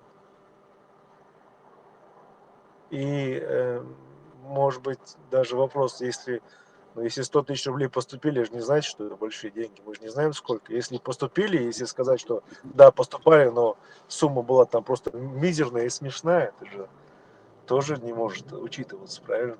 Какая-то сумма должна быть огромная, чтобы на восстановление она пошла. Нет, там как раз об огромных суммах речь была, не о 100 тысяч рублях. Там как раз об огромных суммах речь была. Ну, я, честно говоря, не знаю. У меня есть люди, которые в тот период были приближенными к власти чеченской. Я могу у них поспрашивать, но я такого не слышал никогда. Ну, я, к сожалению или к счастью, тогда тоже не был приближенным как бы к власти. Я вот поэтому, когда я вот только зашел сюда сегодня, Муса, когда рассказывал, я Это просто какой не Муса? успел, Муса какой? я не успел как бы зайти сюда, я нажимал на эту кнопку, типа руку поднимал, но мне слишком поздно меня включили, У и меня он есть уже люди, отсюда. которые Мусу этого знают. Муса не был. Ты знаешь, когда они там все были, он не был особо посвященным. Он наблюдал со стороны, но он никогда не был в этой куче. Он в этой куче не находился. Я знаю людей, которые находились, он не находился. Но он со стороны видал, что происходит, но глубоко он это не знал, то есть изнутри. Он так со стороны понимал, что там происходило. Но если ты находился более, если ты как бы, если у тебя сейчас есть доступ к людям, как бы, которых можно спросить, что происходило вот буквально после Первой войны, поинтересуйся, как обстояли дела с, не будем их репарациями называть, но с какой-то там, не знаю, компенсацией или с финансовой помощью на восстановлению республики после Первой Я войны. спрошу, я эти вещи не спрашивал. Я только одно знаю. Те, кто приезжали специалисты, говорили, что во власти стали полные идиоты. Вот это они говорили. Не, это Приближенные понятное министры дело, говорят, это полные, какое-то мнение, полные, нет, не мнение, это правда было. Полные, говорит, идиоты были тогда у власти. Это не верхний, там же много, власть же большая. Там и министерство, и замы, и еще что-то. И говорит, эти полные Hinsberg были. idiot. Hinsberg yaşayacak idiot. Yani Маршал, Если добрый есть вечер. идиот.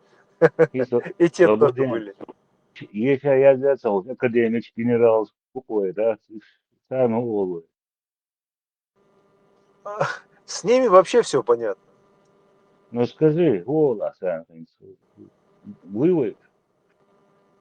Волца, Халиф, это ты еще идиоты, жив? это идиоты, а эти, знаешь, эти, которые, я не знаю, из каких-то аулов Не, вот взятые, это, школу не ходящие. свободен, кстати, те-то читать умели, а эти читать даже не умеют. Согласись? Ну, конечно, я этих вообще как не воспринимаю никак, я даже не знаю, куда их поставить, и с чем Специалисты, сравнивать. Эти, но я бы так сказал бы, эти, начиная с 2004 года, исполнителей кремлевской федеральной власти, вот, те, которые в 90-е были, те, которые нет, были... я очень, ну, объективно руба. Не, а сбоку, куда он, я зажим аж он ханлах, как бы я, ну, буквально пару минут, как бы немножко копнул в истории, когда Путин приходил к власти, там, в 99-м году Ельцину, шадавючхана, короче, Арсаместан хватает, что одык радарил, домоводы Ельцин. Потом они сделали выборы, была предвыборная кампания, и Путину сейчас избираться дешхана, он говорил одно из, насколько я помню, по крайней мере, но, насколько я помню, одно из его предвыборных обещаний было, что субъекты федерации будут выбирать своих глав или своих руководителей сами. То есть то же самое Чеченская, Ингушская республика, там, не знаю, Дагестан, Краснодарский край, все, там, Москва, допустим, все будут выбирать своих представителей сами, губернаторов, президентов и так далее. И это было одно из главных предвыборных обещаний. Султ, ага, 2003 или 2004 год, насколько я помню, Москва, Макдональдс, что, теракт yok. Шундагдо он теракт yok само. Кто-то На взорвал. Пушкинской я в тот день там был. Дагдо, вот 2003 или 2004 год, короче, кто-то сделал После теракт. сразу Нордост захватили. Это еще, по-моему, до этого было, да? До Нордоста. После теракта буквально считанные дни. После Нордоста это было? После теракта Макдональдса. Да, ну Макдональдс до этого был, правильно? Да.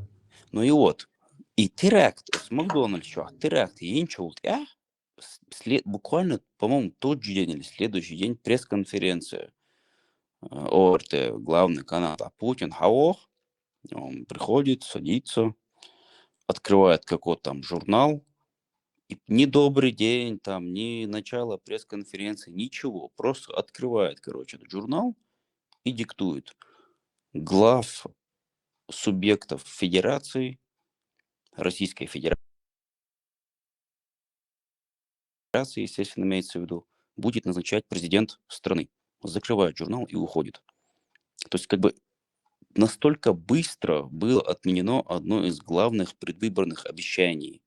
И вот начиная с 2004 года и глава Шбуй Цуа назначать бяш хеляга, и Шбукуш с тех пор Цуа назначать бяш Букуш. С этой точки зрения, например, если сегодняшнюю власть судить, ну, это как бы исполнительная власть, по сути дела. По сути дела, это как бы не самостоятельная власть. Следующий Поэтому, пункт, а конечно, к это и ним есть определенные, насилие, потому что значительные претензии есть. И, ну, как бы там ни было, царь ЛДШТГ, это все как бы руководствуется какой-то центральной властью.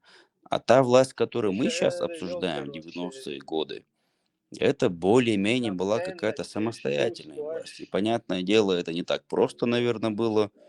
Это было, наверное, сопряжено со многими какими-то усилиями, препятствиями, проблемами. Но, тем не менее, ВДЮСГ, если еще полностью вернуться как бы к нашей теме, и риск, как бы, османскуар, хаде энул риск, во-первых, если это было, а во-вторых, если оно было, то как с этим они распоряжались, грубо говоря. Вот это была тема общения. Да, и как бы, ну, надеюсь, меня понятно было.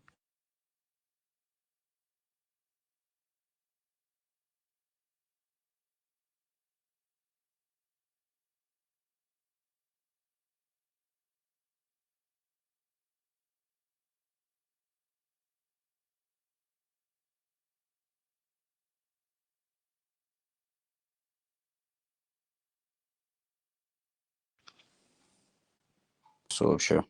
За хэшвас. Хэшвунока. Просто лично на этот счет толковый он хардать. Все же интересно, то есть это, ну, даже не суть репарации шаривающей лияти из Мусас, из Дюч тоже, скажем, Таймшин Хейтерсоны и про деньги. И так, как так получилось, что у нас такой замечательной конституции была такая коррупция, всем известная, к тому же, ну, по вашим разговорам я так понял, что прям гайта гойчи, что ляч даштаркаяхч. Интересно, почему там министров не назначили, почему там не было людей, ответственных за экономию страны. И один из важнейших вопросов же, куда деньги идут.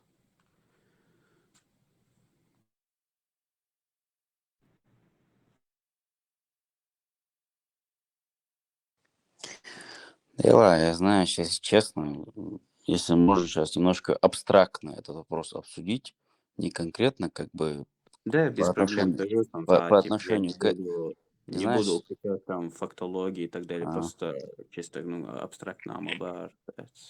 не по Как отношению к этому времени, допустим, возьмем любое другое время. Вот знаешь, я об этом часто задумывался. Вот почему и коррупция была хумдуй, оно же не только, например, когда, например, Россию обсуждаешь, я даже помню, что была такая статистика, что хуже коррупция, то есть больше коррупции, чем в России, только в каких-то там не знаю, африканских странах.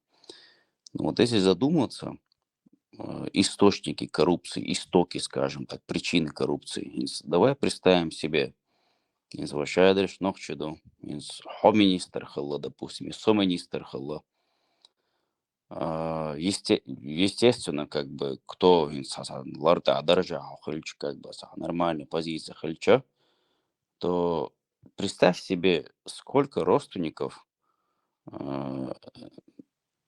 Т хой, нен хой, стунц хой, сколько начинается вот эти, скорее всего, начинается. Я себе это в реальности не могу представить, я в такой позиции не был.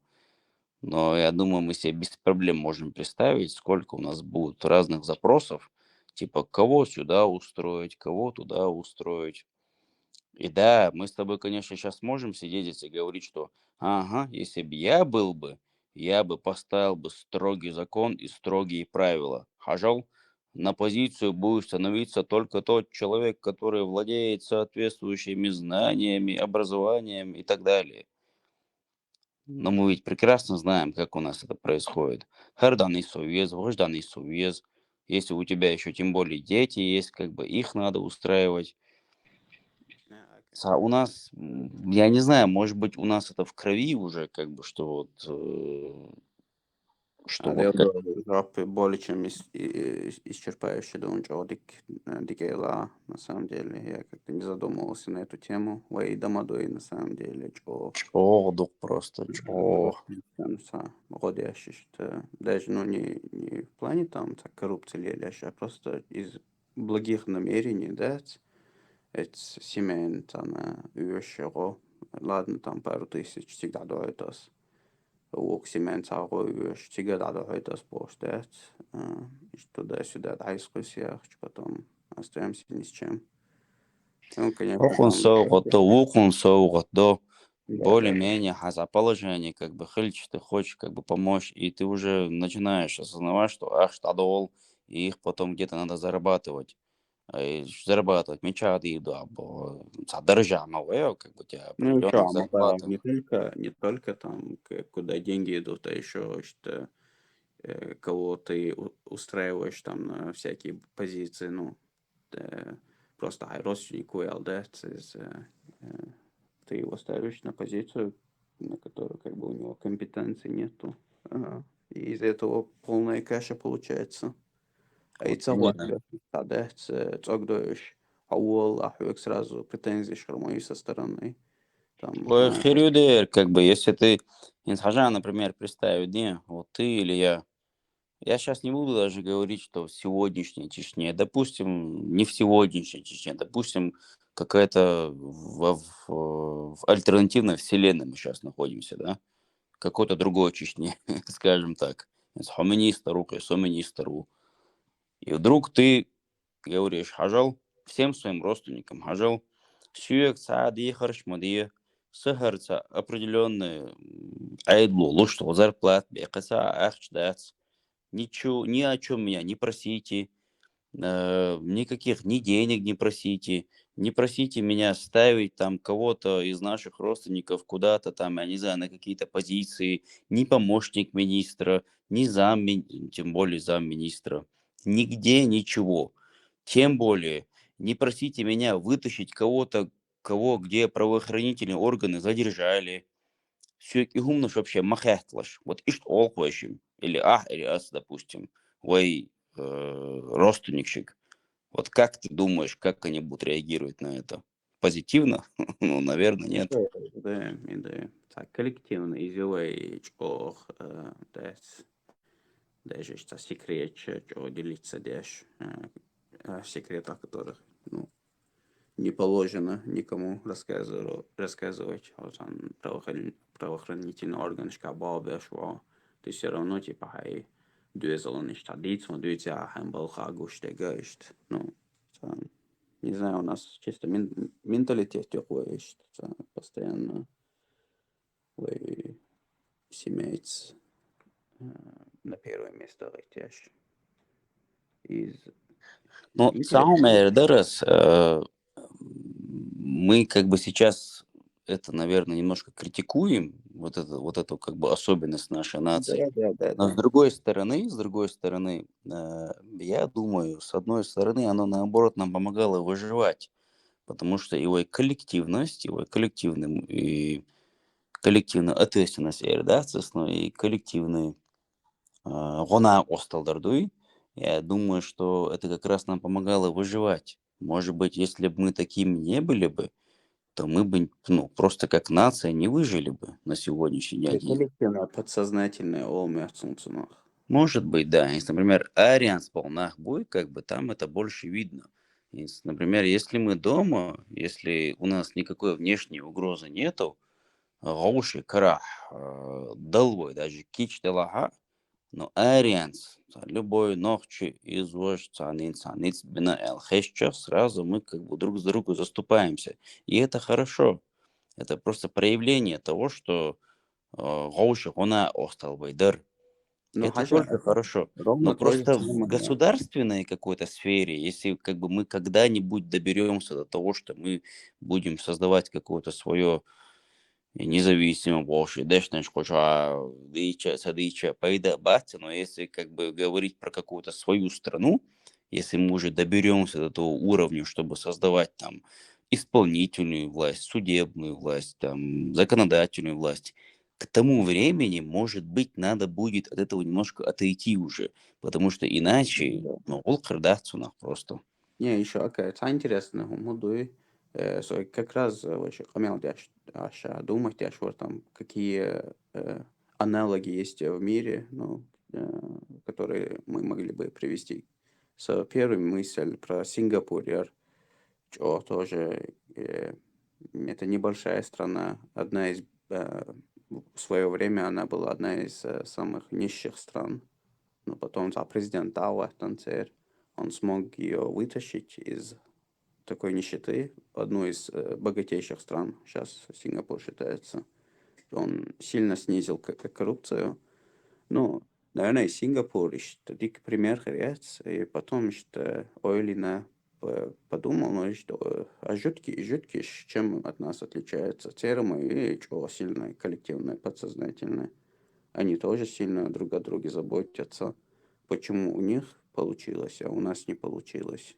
И тоже интересный реакцион. Они Израиль сделали такой муэдрис, одну из самых просветленных. Интересный вопрос. Да, на самом деле, как бы я в этом контексте я об этом задумывался, но с одной стороны нужно сказать, что и Жюкти Диндуй, вот как бы их религия, авраамические религии, как бы одна из трех, иудаизм, христианство и ислам. В отличие от христианства и от ислама, у них единственная религия, которая, она чисто этническая, она основана вот чисто на евреях. То есть у них изначально вся религия основана на том, что как бы это Богом избранный народ. Вот Бог нас избрал, ну, евреев имеется в виду, да, что мы как бы, ну, опять-таки буду повторяться, но Богом избранный народ, короче, и есть даже я плохо в иудаизме разбираюсь, вот это я знаю, но в остальном я плохо разбираюсь. Например, про ислам я знаю, что есть Коран, есть Сунна, а в иудаизме я плохо разбираюсь. Но как минимум я знаю, что есть какие-то то ли трактования, то ли мнений каких-то раввинов каких-то, да, вот уважаемых, то ли, может быть, это прям в основе иудаизма лежит. Но факт в том, что все остальные народы, они воспринимают как, как бы сейчас деликатно выразиться, Нет, но что-то меньше, что-то меньше, грубо говоря. Даже некоторые трактуют так, что они нам служить должны. Опять-таки, я ни в коем случае не говорю, что все евреи так говорят. Может быть, я сейчас говорю про самых ортодоксальных евреев, про самых ну, фундаментальных или радикальных евреев. Но, может быть, хейт вас Бог, может быть, это им как бы помогало, что вот и народное единство, как бы содержать, может быть, это им помогало, я не знаю. Хотя есть еще другой момент, но это уже может быть чисто клевета. На публику, говорит, мухайла публик майер, на публику гордится, низ, он как бы, ну, я даже слышал некоторые. Считаю, что на большую публику ты говоришь сейчас, потому что весь этот эфир, который идет круглосуточно, он, он сейчас пишется в данный момент и выкладывается на YouTube. Так что, да, на большую публику дичу. Приятно, что так. Да, шедок, дюстер, дацис. Сам просто создал, цацел мнение, сейчас, например, про евреев, дюшел, умнуша, научно, хуер, конкретными доказательствами, подкрепленным умнуштатиш. Уэнсан метахези, уэнсан мягчи, умнуштуш.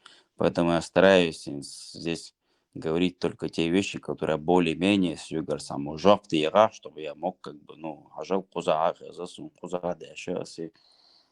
Ну да, действительно, ждусь сердацас, но в любом случае, во-первых, жюкти надо отдать должное, они, ну, не вчерашние люди, грубо говоря, до нашей эры, считается, королевство, считается, царство, считается, холнах будешь.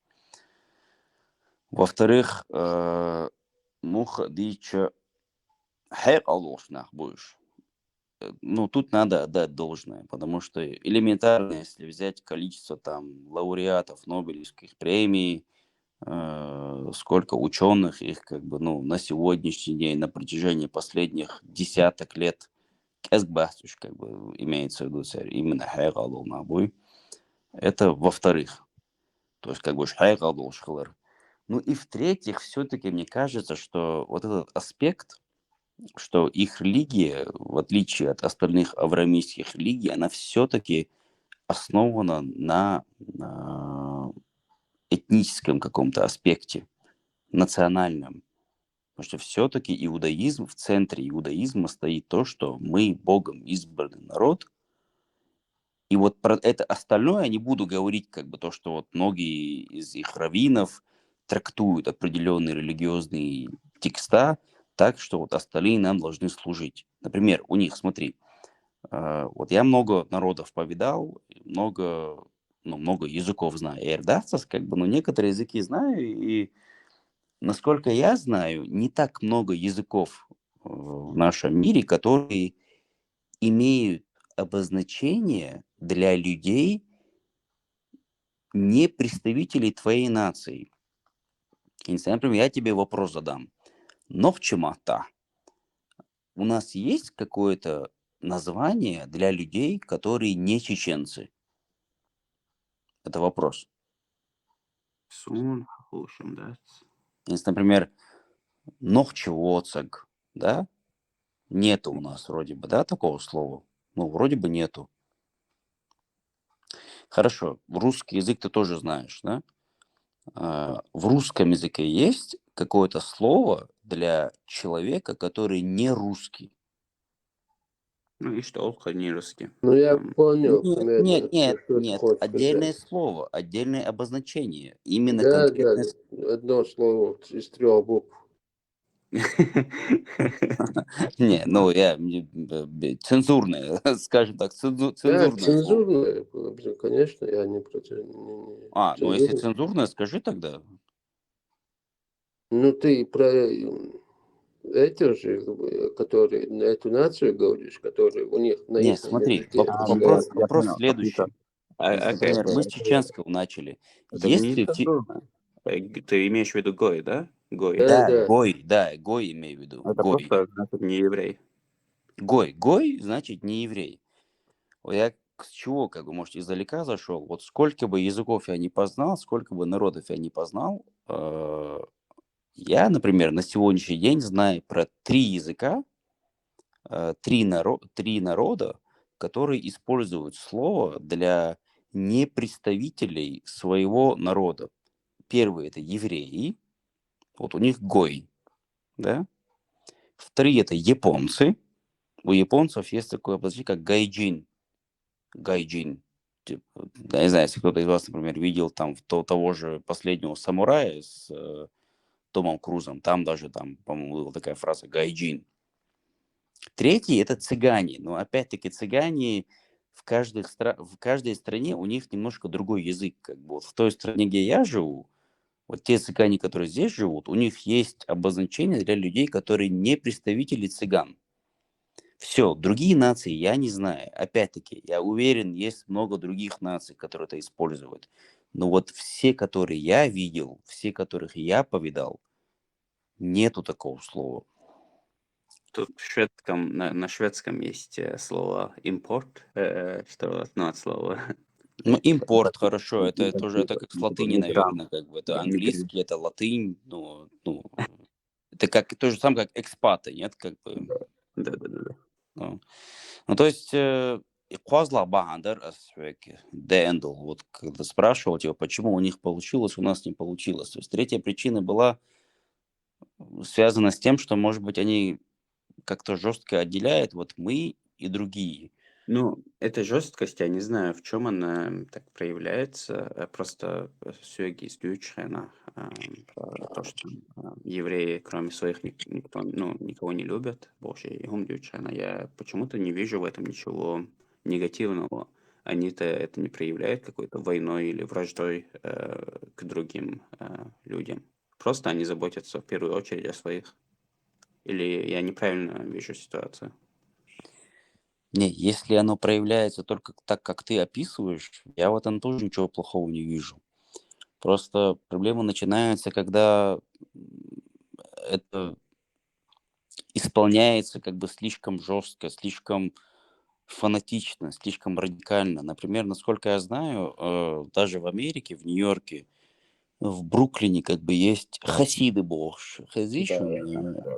Слышали вы, да, хасиды? Да. Я не знаю, я где-то даже читал, что там есть некоторые евреи, которые чуть ли даже они, во-первых, компьютеры не знают, грубо говоря, что вообще такое дело существует. Как бы некоторые, по-моему, даже английский толком не знают. То Да, есть у них район, они в вообще, Бруклине.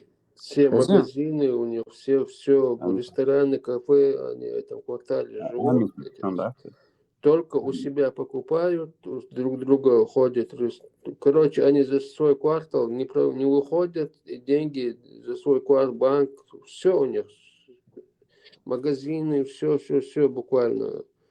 И эти свои деньги они за этот свой квартал не выпускают между собой. Купить, Да, и продать. все деньги внутри как бы этого Да. комьюнити. Все услуги там, все. Вот то же самое про те телефоны, которые ты говоришь, там все это кнопочное, там у них даже они не пользуются смартфонами, там как бы да, не в прямом смысле, ну где-то, где нужно, может пользоваться, но им это не важно, короче. Я видел эту передачу тоже. Ну и вот, представь себе, Энди, хвездую, что ли, вообще, макарна, турполе Энди, да, вот вдвоем. Элди, C2 просто я вмешался. Да, не, хитрство турполе. Представь себе, что и до этого сиценил щи аспектом, адю твой.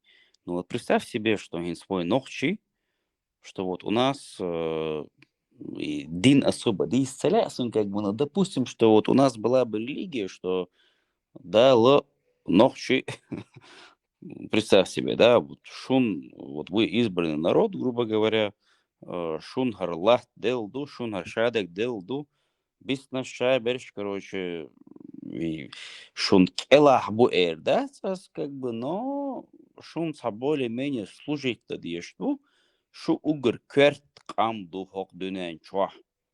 И вот если бы все как бы в это верили бы, даже, может быть, и на 100%, потому что на самом деле я думаю, что большинство евреев, они хотят жить нормальную жизнь, как бы они не выискивают там какую-то установление какой-то всемирной еврейской власти. Я в это не верю, как бы. Я верю, что это большинство людей нормально хотят свою жизнь жить. Но тем не менее, если бы у нас была бы какая-то такая идеология, как ты думаешь, у нас такая же ситуация была бы, как сегодня? Или мы, может быть, немножко по-другому себя вели бы? Подвести Далачора, это иудаизме, к очень схожести, или, ладно, сначала Сахартов задать вопрос, кроме того, что там у них прописано, как истинно последняя инстанция царь священной книги, что ты не думаешь, что это у них в крови еще, вот эта забота друг о друге? Может быть. А у нас есть в крови забота друг о друге? Если если я узнаю, допустим, соашал, почалках, например, سؤال غالي حون دال تما دال مساعدين الخصقصون نوخ чучун, короче, нисбедан сана хуза аур, сига аур, хау годи эльч.